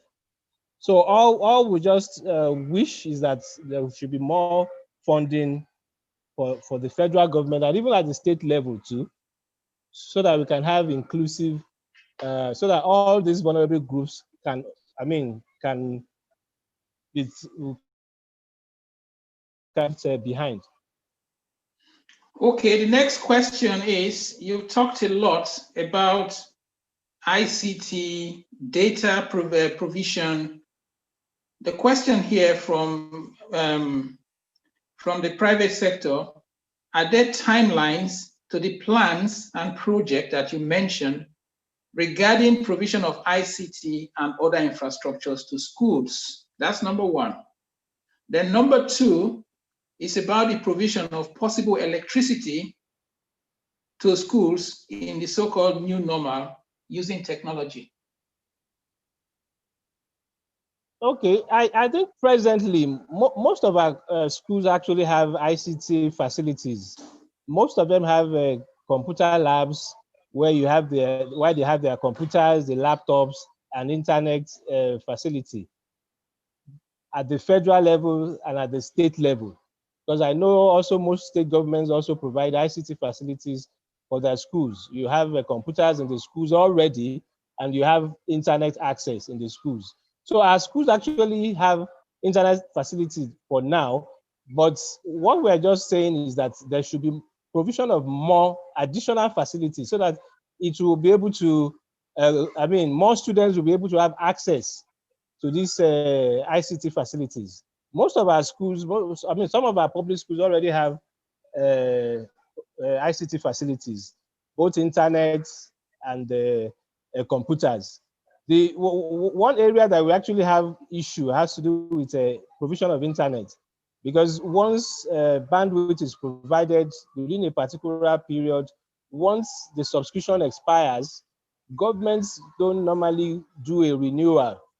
And this is actually very necessary. So we actually need to. So on the issue of power, virtually all federal schools have additional backup power apart from having lights from the national grid. Most of them have. Okay, I think there are a lot of questions. Just a minute, a lot of questions coming your way. So if you don't mind, there's a question from Bima Holmes in Abuja. Now he said, how are these government policies made in favor of the less privileged? You've given a global picture, but you've not been very specific as to orphanages, displaced people and this, because it looks as if it's a policy in the paper which by inference would target this group of people. But is there any specifics in that context? That's number one. The other question is from Owomwen Vera. She asks, what is the federal ministry doing to eradicate the number of out of school street children in Nigeria, which is on the increase? What educational provisions do you have in your policy specific to those group of people? So those are very good touching questions. Okay, let me answer from the last question, the out of school children. government is already providing school feeding in most states in our federation. The essence of that school feeding program is to, encourage students that are out of school to come to school, because government believes that if, feeding can be provided to these children in the school system, it will encourage them to come to school. So I think that's what government is doing in the regard of out of school children. School feeding is being, feeding is being given to these children to encourage them to come to school. Then presently in the country, we actually have school for orphanages. We have school for orphanages in the country. Some state governments are actually, even in the FCT here, for instance, if you go to Kuje, I think there's a school for orphanages in Kuje. Presently, we have school for orphanages. We have schools for the handicapped being run by both the federal and the state governments. But I'm even saying that government has finalized an inclusive education policy, whereby rather than have segmented schools, orphanages, handicapped, government is even trying to bring in the vulnerable groups to the school system. So government through the Federal Ministry of Education is actually doing a lot to make sure that the vulnerable groups are being taken care of. Okay, so there are quite a few other questions. Right, excuse me. Right, there's quite a few other questions, but I think we're quite happy so far. And because of context of time, I will harvest some of those questions and I'll come back to you in due course. I'd like to thank you again for giving us a clear illumination of what the ministry is doing. You've given us some idea about policies that are in the making and also what to expect for the future. And I just have one passing remark here. If you're still with us, it states that orphanages were excluded from the distribution of generating or power something in 2012. I'm not sure that's something that we need to look into. So we'll come to that at some other point. So I'd like to thank you again for giving us an insight into what the Education Ministry has done, is doing, and what we expect in the future in terms of policy. Implementation is the big one. So it's the elephant in the house. So we'll see what happens. Thank you very much. And it's been very, very interesting having to hear from you. Thank you. Thank you. Yeah. We appreciate your presence. Right. So with the Ministry of Education, I think we move now seamlessly into the presentation from the Ministry of Women Affairs. So Ministry of Women Affairs will be the next presentation, and the presenter is Mr. Ali Andrew Magudu. He is the Deputy Director who will be representing and presenting the views of the Minister and the Ministry in relation to the topic in question. So I'd like to welcome Andrew to the meeting. Over to you, Andrew. I understand there's a statement from the Minister. Thank you very much, sir. Right. Yes, sir. Yes, sir. There is a statement from the Minister. Okay, that's fine. Right. You got the floor. So thank you, sir, Dr. Benjamin, and all our participants. I stand here, as has been announced earlier, to represent the Honorable Minister of Women Affairs on this occasion and to make a presentation. And as you are told, I'm a Deputy Director, Child Development Department of the Federal Ministry of Women Affairs. I would just like to go straight to what she has asked me to do so that I will deliver it the way it is without making any error. But if there's an error, blame it on me. Okay. Yes. So thank you very much. So can I go on? Yes, go on. You've got the floor. Okay. The Minister really appreciated everyone that participated in this meeting.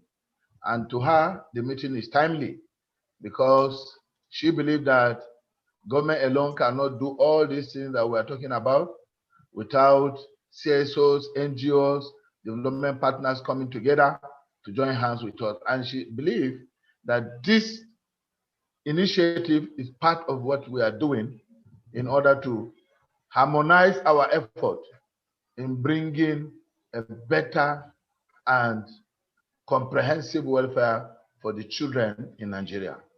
And she continued by trying to give us a brief background of what the ministry is all about. And she asked me to say that the ministry has a mandate, and the mandate of the ministry is to stimulate active participation of women and children in all facets of national life, including their empowerment, protection, and advancement of the social rights of women, children, and other vulnerable persons in Nigeria. Also to formulate policies, coordinate intervention, and ensure mainstreaming of their interest in decentralizing, planning, and operations at all levels. Next slide. The ministry has a vision, and the vision of the ministry is a Nigerian society where the social, economic, political empowerment and rights of women, children, and other vulnerable groups are guaranteed and strengthened at all levels of governance. It also has a mission statement. The mission statement states that to ensure coordination of all intervention that promote and strengthen social, economic, political empowerment and rights of Nigerian women, children, and other vulnerable social groups in the society. Next slide. In line with what we are discussing today, that is the impact of COVID-19 pandemic on children and their family. The minister wants to start by saying that, as you are aware, the coronavirus disease, also known as COVID-19 pandemic, emerged in the city of Wuhan, China last year, and has since caused a large-scale COVID-19 epidemic that has spread to all countries of the world. The COVID-19 pandemic is considered as the most crucial global health calamity of the century and the greatest challenge that mankind has faced since the Second World War. COVID-19 has rapidly spread around the world, posing enormous health, economic, environmental, and social challenges to the entire human population. Next slide. The outbreak of the COVID-19 in Nigeria, like all other countries, brought the nation to its knees, as many sectors of the economy were halted, from agriculture to commerce down to sports. The outbreak of the pandemic continues to affect every single person in our society, including the women, children, and the vulnerable groups in different ways. The impact of the pandemic has thrown many women, children, and their families into a lot of crises. The surge in sexual and gender-based violence, rape cases, teenage pregnancy, child marriage, child exploitation, child labor, child battery, incest, and other forms of violence against women and children and the vulnerable group is indeed worrisome for the ministry. Next slide. Next slide. The ministry that is in charge with the mandate to ensure the continuous improvement of the welfare and well-being of women, children, and the vulnerable groups in all facets of national life, including their empowerment, protection, and advancement of their social rights in Nigeria. In this regard, because of what I stated earlier that happened during the COVID-19, the ministry has put in place measures and interventions to principally target the women, children, and the most vulnerable groups in our society. These measures and interventions, which include, among others, have helped to address and curtail the challenge being faced by women, children, and their families, as well as cushion the effect of the COVID-19 pandemic on their economic activities. Next slide. The ministry has embarked on so many actions, has taken so many actions, and one among the actions I will just brush over it. Then Pauline Talent, that is the minister herself, submitted a memo to the Federal Executive Council, which resulted in President Muhammad Buhari setting up an interministerial committee on gender-based violence to look into all forms of cases of violence against women, children, and the vulnerable group in Nigeria. The ministry also, in collaboration with UNICEF, issued a statement to condemn the widespread case of rape, kidnapping, and all forms of violence against women, children, and other vulnerable groups. The ministry had provided a toll-free line. Because of what was happening during the COVID-19, it became necessary for the ministry to initiate the establishment of a toll-free line. And it was established, and the toll-free line is 080-31-23-999. 0651 for reporting cases of violence against women, girls, and including sexual-based violence. The ministry organized zonal sensitization seminar for 80 states of the federation. You know, because of the COVID-19, we couldn't go around the whole state, but we choose 18 states from the zones to carry out sensitization seminar in order to help, in order to checkmate this violence that is meted against children and to promote child education among various stakeholders, such as the police, the Ministry of Education itself that you just spoke with, the security agency, the traditional rulers, the NGOs, and as many as we can. We spoke with them and we made sure that they were abreast on their responsibilities on how to checkmate those issues. Go to the next line. Next. The ministry, in our effort to cushion the effect of the pandemic on Nigerian women, children, and their families, distributed food palliative to some women organizations, non-governmental organizations, orphanages, and households in the FCT. I was surprised when I heard that the presenter of orphanages was saying that they didn't get anything from the ministry.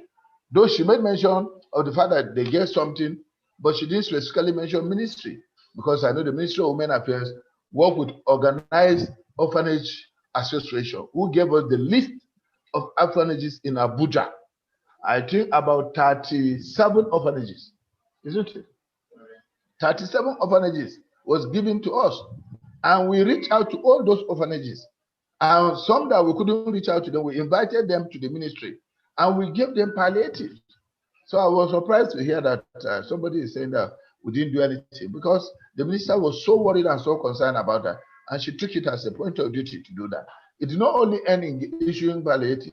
The Honorable Minister flagged up the distribution of educational material and menstrual hygiene kits to students of the government secondary school Payakasa Metama during the 2020 International Day of the Girl Child on 12 October 2020. And since then, we have been going around to schools and distributing this educational material and menstrual hygiene. We just finished that of,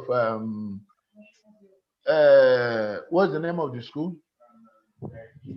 Government Science Technical School, Garki, just last week. We just finished the distribution. The Honorable Minister also organized media briefing and campaign to call for action, so that to call to action for women and children to support the girl and education, the girl child education in Nigeria. And she's not, that's the best she can do as a ministry, because she is not the Minister of Education, but she's sensitizing the people on the need to have girls educated. And she has not relented in that effort. She's just coming from Sokoto yesterday on that issue. She was at Sokoto. You know, if you look at the data that shows the level of girls, out of school girls, you realize that the far north have more percentage than other part of the country. So she traveled to Sokoto yesterday and embarked on that call for action for women and children to support the girl child education. She just came back yesterday in the evening, and today she's in Abuja. And as I'm talking to you, she's in another program that Mr. President assigned her, even though she wanted to be part of this program to tell you what she has been doing. But Mr. President assigned her. You know, when Mr. President assigns you to another duty, it supersedes your own assignment. So you have to delegate your own and take that of Mr. President. That's why she's not here with us. But she wanted to be here to tell you what she's doing. The ministry provided nutritional support and medical outreach for women and children in IDP camp and children homes in the FCT. And also, as I'm talking to you, in Gombe, at the moment, nutritional support is provided to vulnerable women in Gombe, as I'm talking to you now at the moment. The ministry collaborates with stakeholders such as NAPTIP and established a sexual offenders register. If you remember, that sexual register is detailed compilation of the culprit of sexual offenses, including their pictures, to name and shame them. That is what the ministry is doing. To underscore the healthy living of women and children, the ministry carried out the distribution of diapers across the primary health care centers in the FCT, orphanages, and some IDP camps to promote immunization, antenatal and postnatal visit, exclusive breastfeeding, hygiene and sanitation, as well as general well-being of the mother and the child. Next slide. Next slide, because I have a few minutes left. Let me at this juncture reaffirm the federal government commitment for improved welfare and well-being of every single person in the society, including the women, children, and the vulnerable group. The Federal Ministry of Women Affairs, as the apex ministry, saddled with the responsibility of the welfare and well-being of women, children, and vulnerable groups in all facets of national life, will not rest on its oars to show support to them, as this will produce many positive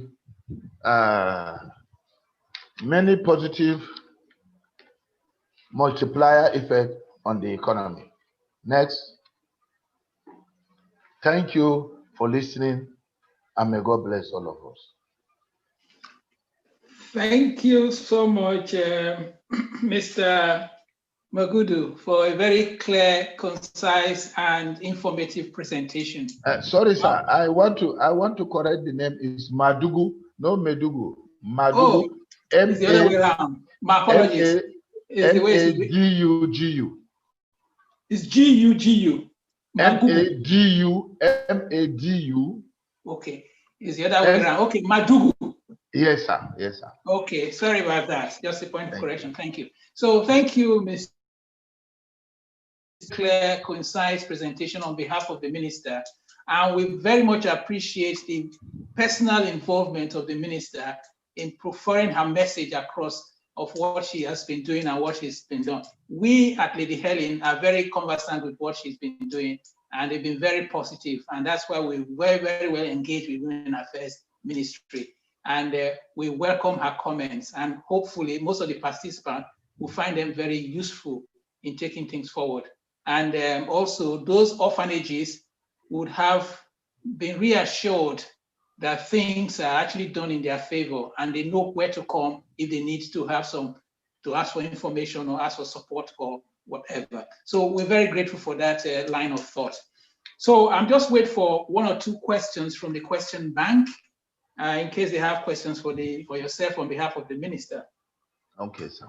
Right. Now, the thing I have here is you've actually answered most of the questions, so I don't have anything to pick out here. Now, you talked about helping different vulnerable groups. I just wondered, how far has the ministry gone in trying to encourage states to implement or enact the Child Rights Act in each of the states of the Federation? There seems to be patchy implementation, and that does not augur well for the life and well-being of the child. So how far have they gone in that aspect? Thank you very much, sir. I just told you that the minister just came back from Sokoto, and you agree with me that Sokoto have not domesticated the Child Rights Act. And those are part of the issues that she carried along to advocate for domestication of that Child Rights Act. And she did not only go there, she met with the governor, she met with the traditional rulers, she met with stakeholders. From there, she headed to Kebbi State and also delivered the same messages: the issues of ending child marriage, the issue of domesticating the Child Rights Act law, and the issue of Violence Against Persons Prohibition Act. As I'm talking to you now, we have about 17 states that have domesticated that Violence Against Persons Prohibition Act, and also the Child Rights Act. We have 25 that have domesticated so far because of that aggressive push.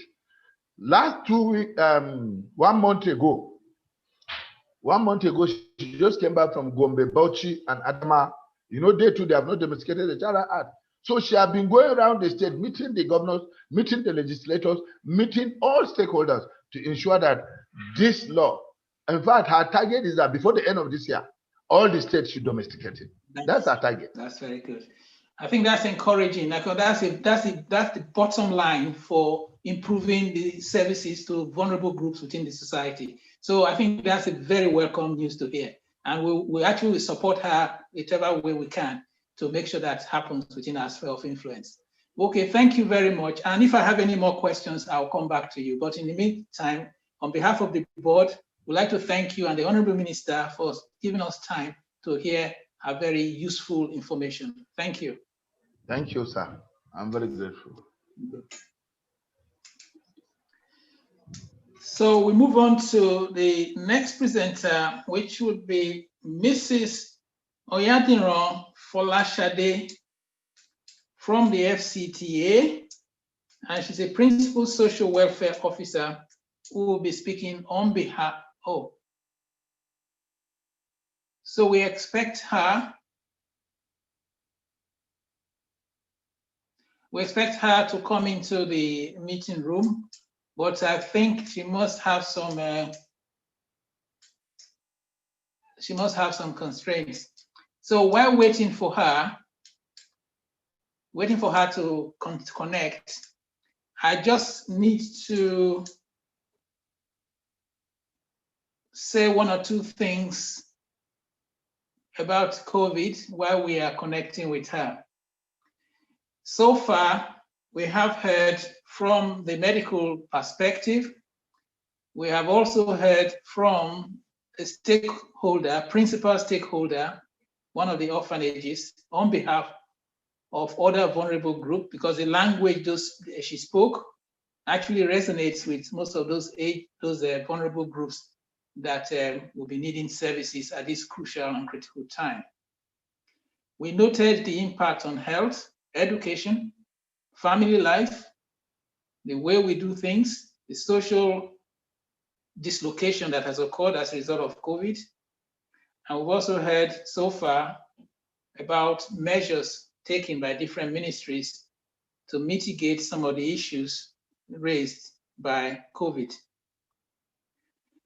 We've heard about vaccination and vaccines that are coming, and the assurance from the ministry that if it is an efficacious vaccine, that there will be no doubt Nigeria will be able to get it for Nigerians, irrespective of the cost. That is just me speculating.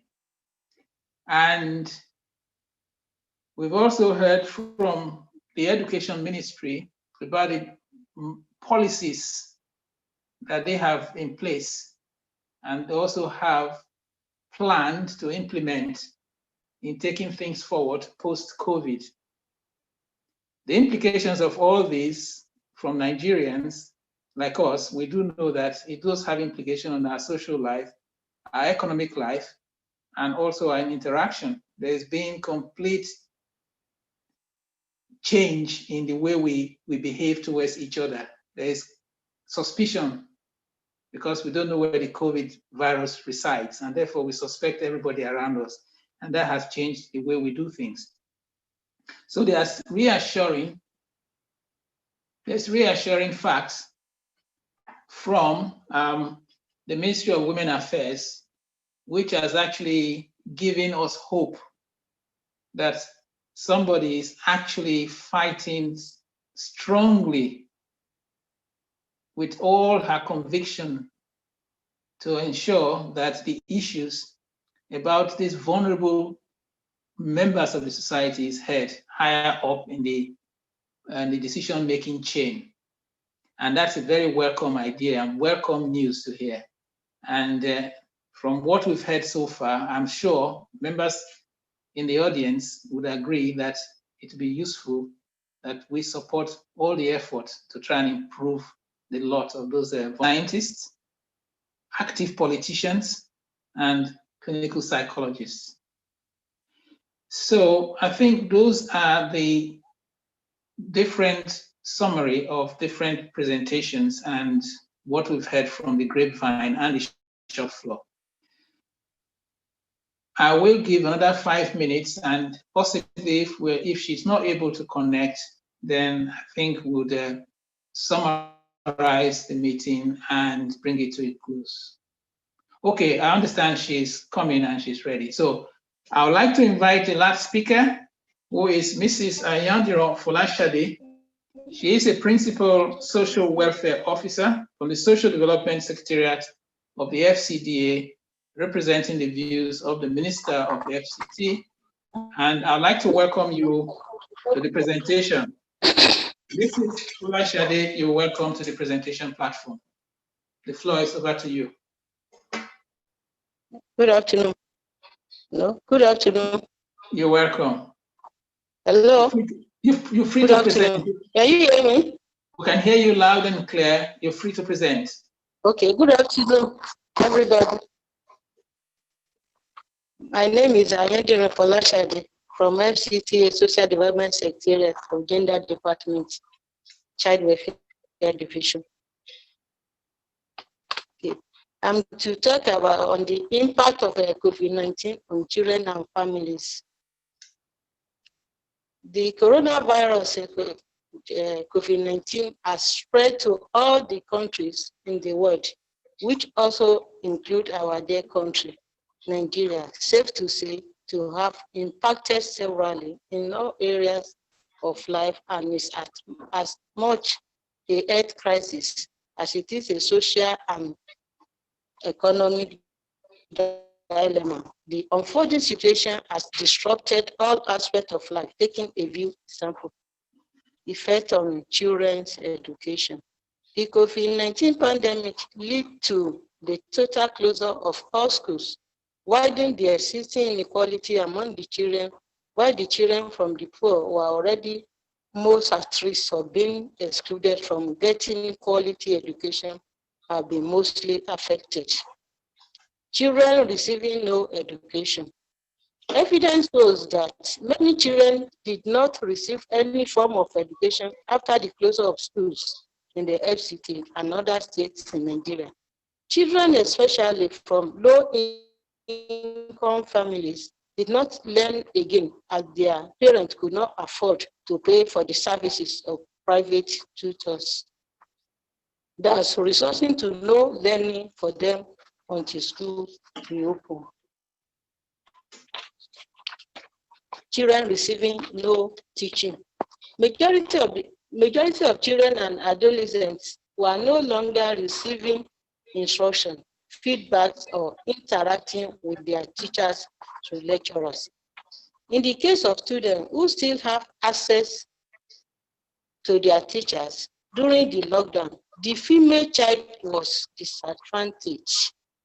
In that sense, it was easy for the male child to visit the home of their teachers. Children learning less through distance education. Students study fewer topics or less content through distance learning, such as attending online classes, downloading information from the internet. Children from low-income background could not even afford this luxury. Many children do not have the discipline to learn without someone teaching them. Poverty and hunger. There have been an upsurge in the reported cases of hunger and poverty in the society. Families that relied on getting paid through day-to-day jobs now have little or nothing to bring to their families at the end of the day. Most of these were affected by the larger society, withdrawing from excessive expense on services and rather channel their resources into things that would sustain them through these trying times, thereby receiving less or no services from those who offer them, which in turn affect the later families. Psychosocial impacts. As we all know, COVID-19 has brought a different routine to what we were used to. Restrictions put in place to combat and protect us against the virus have had multiple disruptions on the social life of our kids. Children's proper well-being depends not only on nutritional and medical care, but also on proper social interactions and relationships. Home confinement imposes immediate and lingering psychosocial impact on children due to the drastic changes in their lifestyle, physical activities, and mental exposures. Children who are being quarantined in facility have it worse, as it rendered them completely isolated from their parents, families, and society. Getting detached from parents at this critical point in time may result in post-traumatic stress, frustration, anxiety, feeling of abandonment, distraction, etc. The spiritual life of families has also been adversely affected. During the lockdown, families were not able to go to their places of worship, which created a spiritual disconnect in them. Staying at home idle has been difficult for kids. Female kids have seen increase in the house calls than their male counterparts. Early marriage were likely to happen due to idleness.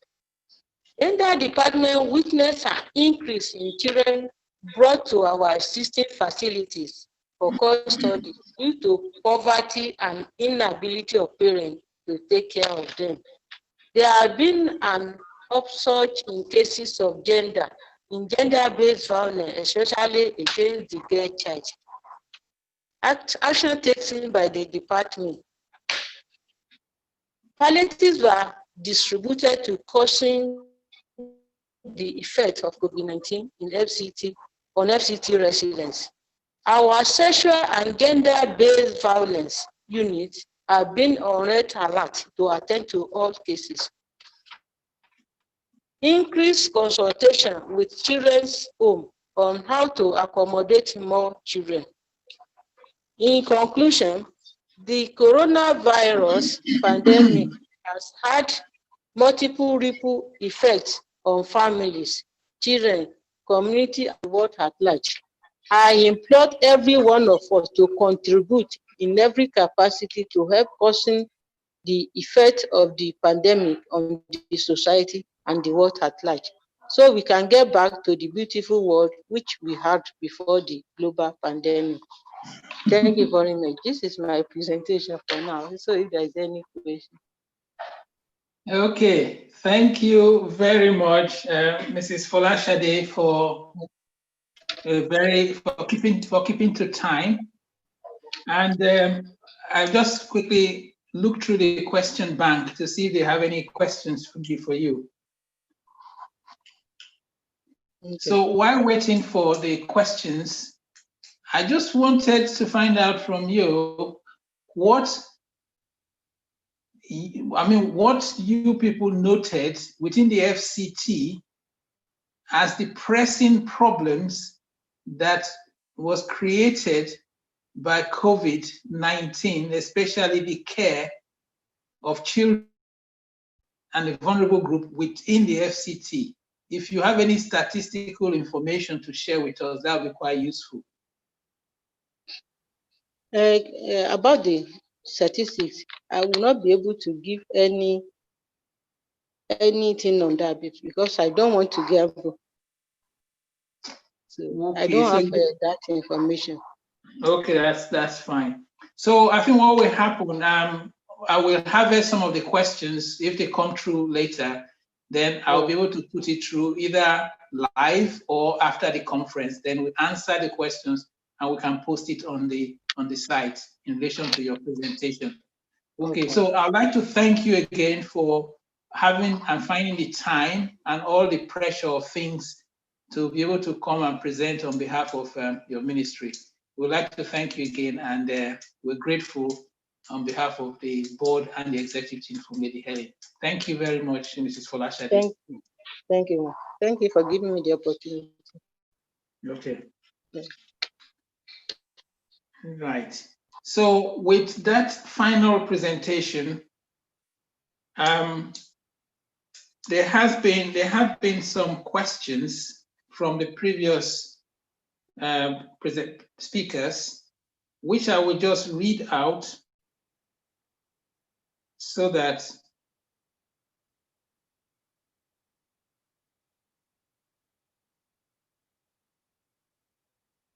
right, we'll do that so that, okay, that's fine. Can we take the screen up to the final section, please? So, so basically, the two questions that came for previous presentation, which we will note, because I'm not sure if the presenters are still here to answer the question. One question came from Jacob Mobolaji, and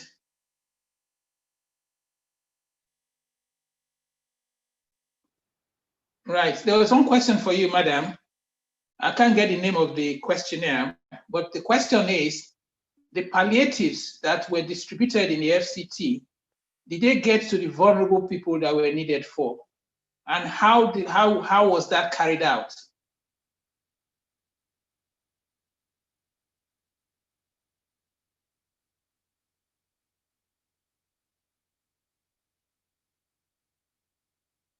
You're live.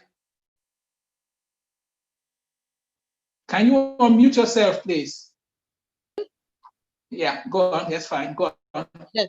Especially, I was fortunate to be part of those people that distributed the palliative throughout the FCT. Okay. So we went from village to village down to the rural area. No part of a FCT community that we didn't talk, because we really shared it. We went on to, there's one village called Kwaku. We started in the morning, couldn't reach here to. Okay, that's fine. Can I just stop you? Can I just stop you? We were able to enter. Sorry, I have a specific question here from Bima Homes in Abuja. Bima Homes, Abuja. Okay. He said, they thank you for the effort, but did the palliative get to the homes in Abuja? Homes in Abuja. This is Bima Homes. They said, we never saw anything. Do you have a list? Are there some privileged lists that you have? Or how did you make that selection of homes or places that you distributed these things to? We are not the one distributed this thing like that, but I'm fortunate to be part of those people monitoring group that follow the trailer to the villages. Okay. Because before they take off in the morning, the FCT minister, especially Minister of State, make sure he handed the trailer to the councillor of each ward. So by the time we reach to any area assigned to us for that very day, we always go around with the councillors and their representatives. And what I will be able to tell you is that there is no way we'll be able to share 2 trailers of something in a day. So by the time we share the one we can share, we always hand over the remaining one to the councillor and the chairman, and make sure that all the communities get what they're supposed to get. Okay. So we make sure we reach everywhere. I went to Kaku, I was in Jiko, Kwali, Abaji, then Duse Alaji. So we tried, but you know, something like this, everybody cannot be satisfied. Because people are too many, maybe more than what is available. Yeah.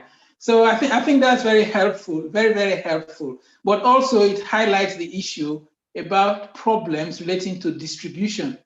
So looking forward, is there any lessons you've learned to try and see how you can improve that for future distributions? Because it's part of the complaint, especially the one we receive after the distribution.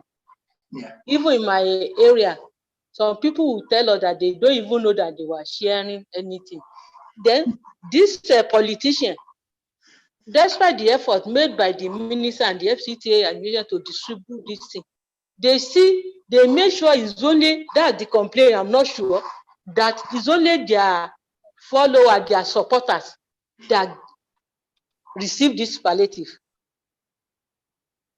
So, which I think is normal something, because they know themselves in the area, so they always take this thing to the area where they have supporter or those who that they think they voted for them, while other area may not even receive anything. Okay, so obviously there is need to look into those aspects of distribution. Okay, thank you very much, Mr. Solashele. So that's fine, and we're quite pleased for your response and giving us a very clear picture of what's happening in the FCT. Thank you very much for your presence. Thank you again.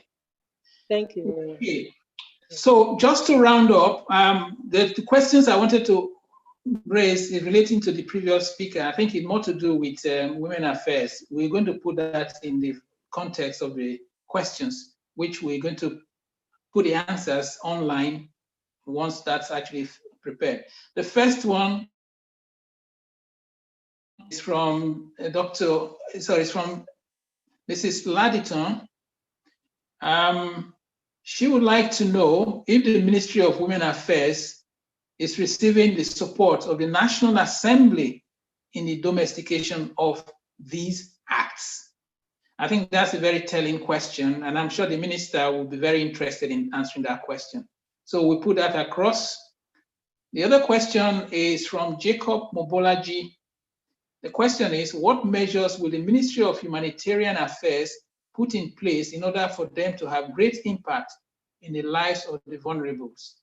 So that's another question which we will hopefully ensure that the minister or Ministry of Humanitarian Affairs has an eye on and possibly give an answer to. Okay, and I think that's about it really. So if I take us now to the final phase of this meeting, I would like to first of all go through some knowns, which is a summary. Is that from Women Affairs? Yes, right. sir. Okay, yeah, so yeah, you're here. So there are two questions that popped out just after your presentation. I'll read them again. The first one is, although it's targeted at the Ministry of Humanitarian Affairs, I'm not sure if you want to have a go at that as well, but the most pointed one to your ministry is, so I would like to know, this is from Mrs. Ladditon, I would like to know if the Ministry of Women Affairs is receiving the support of the National Assembly in domesticating the acts that you spoke about earlier. Yeah, thank you, sir. This answer to this question is just straightforward. Yes, the ministry is receiving the support of the National Assembly in the sense that the committee, particularly the Committee on Women Affairs, in both the House and the Senate, are actively collaborating with the ministry in ensuring that we get all the necessary support to carry out our sensitization programs and advocacy activities that the minister is embarking on. They are not only supporting us from the rear, they are also participating with us because at times they join the minister to go for the advocacy. And, you know, if they can participate with the minister, that means they're in full support. Okay. And I assure you that we are getting all the necessary support. Okay, that's very helpful. I think the question from Jacob Mobolaji is corrected. It is actually directed at your ministry, Ministry of Women Affairs. So I just read it again. What measures will the Ministry of Women Affairs put in place in order for them to have great impact in the life of the vulnerables? I know you've answered, you've actually passionately put across the minister's view. So maybe if you just bullet point and reiterate those things again to Jacob so that he can understand the context. Yeah, apart from the ones that are outlined, there are, you know, in government policies, there are things that are ongoing, but you don't want to say it until when it materializes.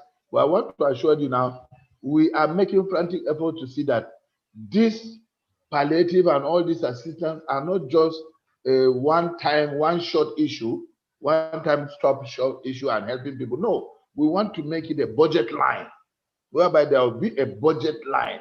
That's what we are, what the minister is gearing at. She even went and met the Minister of Finance and deliberated on that issue that there should be a budget line for helping the vulnerables, so that it will not be like only when the needs arise, then you meet their need, then you come back again. After sometimes, you know, no, let there be like, you have a budget line for road construction, you have a budget line for school activities and all this. Let there be a budget line for the vulnerables, so that their issues will be taken seriously. And every year, we will know that this certain percentage is allocated for helping the vulnerables. That's right. I think that's very helpful and pointed and very clear answer. And I think the minister will get the total support of well-meaning Nigerians to accomplish that task. And we pray and hope everything comes well. Okay, that's fine. Thank you very much for that clear answer. Thank you. So, in taking this to a close, I would like to thank, before that, I would like to say that there will be a summary, a write-up of the outcome of this meeting and it will be posted subsequently on our meeting and the presentation on our website, which everybody is free to access once the conclusion of this event. Now, just to summarize some of the knowns from this event, I might miss out some of the other things, but they will be all incorporated into the report. What we do know is that children do get COVID infection. But the good news is that although they can transmit, they transmit it because they are human beings like anybody else, but they don't get ill or severely ill with the problem. And their recovery is excellent. And that is backed up by data, both in Nigeria and also from all over the world. Now, access to hospital facilities and immunization was reduced as a result of the COVID, and this obviously impacts on the mortality and morbidity figures that we might get in the coming months and years. Now, the pandemic and the policy responses have been pretty predictable. Like in Nigeria, we had lockdowns, we have all sorts of prescription from the medical, scientific, and political masters. Some of them evidence-based, others crying for evidence, but obviously you have to succumb to that. And that led to change in the way we live and the impact on the socio-economic and political welfare of the people. Now, the most impacted groups of people are children, especially those with poor income families, the disabled, children in care, and those with families that have lost income. Poor children, obviously, without many facts, tend to suffer more from the consequence of COVID. Now, poor nutrition, obviously, is an aftershoot of being poor. And the vulnerable groups tend to have that impacted on them more.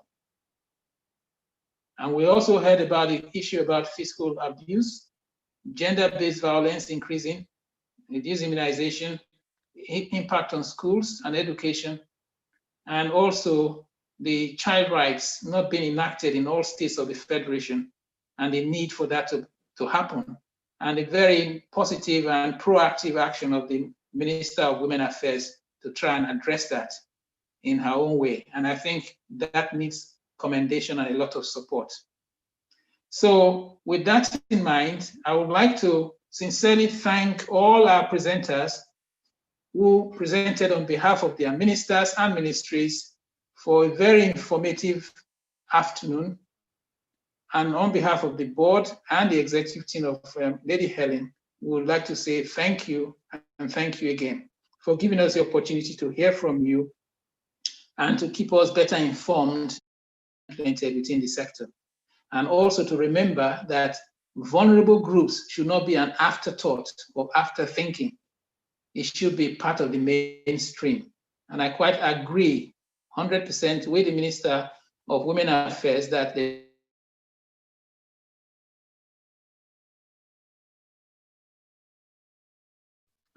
for the vulnerable groups. Now, I would also like to thank the team of volunteers, the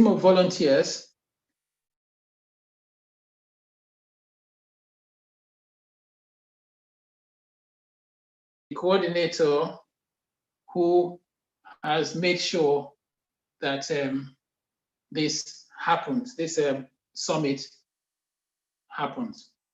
So on behalf, again, of the board, the executive team, and the workers for Lady Helen, would like to say thank you, and thank you especially to presenters, Dr. Fuego, presenters, Ambassador Annie George, presenter Dr. Oluseyi, presenter Mr. Olubenga, presenter Mr. Andrew Madugu, and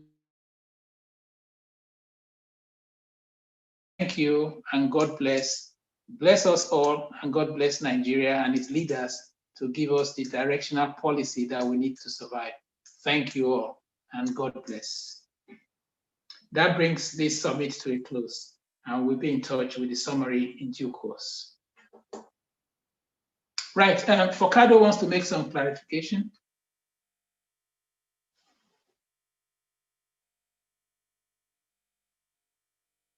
Okay, so. Actually, thank you once again. Yeah, okay. Go on. You say you want to make some clarification? Actually explained what happened during the lockdown proper, because during the lockdown proper, the help was not there. Right. But after the lockdown, okay, not long ago, the Ministry of Women Affairs gave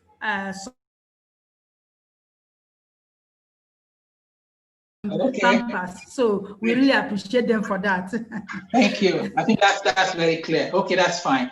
So that clarifies the issue and actually puts a positive spin on what the ministry did say, that they reached out to all the registered orphanages, and I'm quite pleased to hear that you were actually part of that group of people that benefited from the ministry. So yes, that message will be loud and clear with me. I'm sure they're very pleased with that. Thank you for that clarification. Thank you.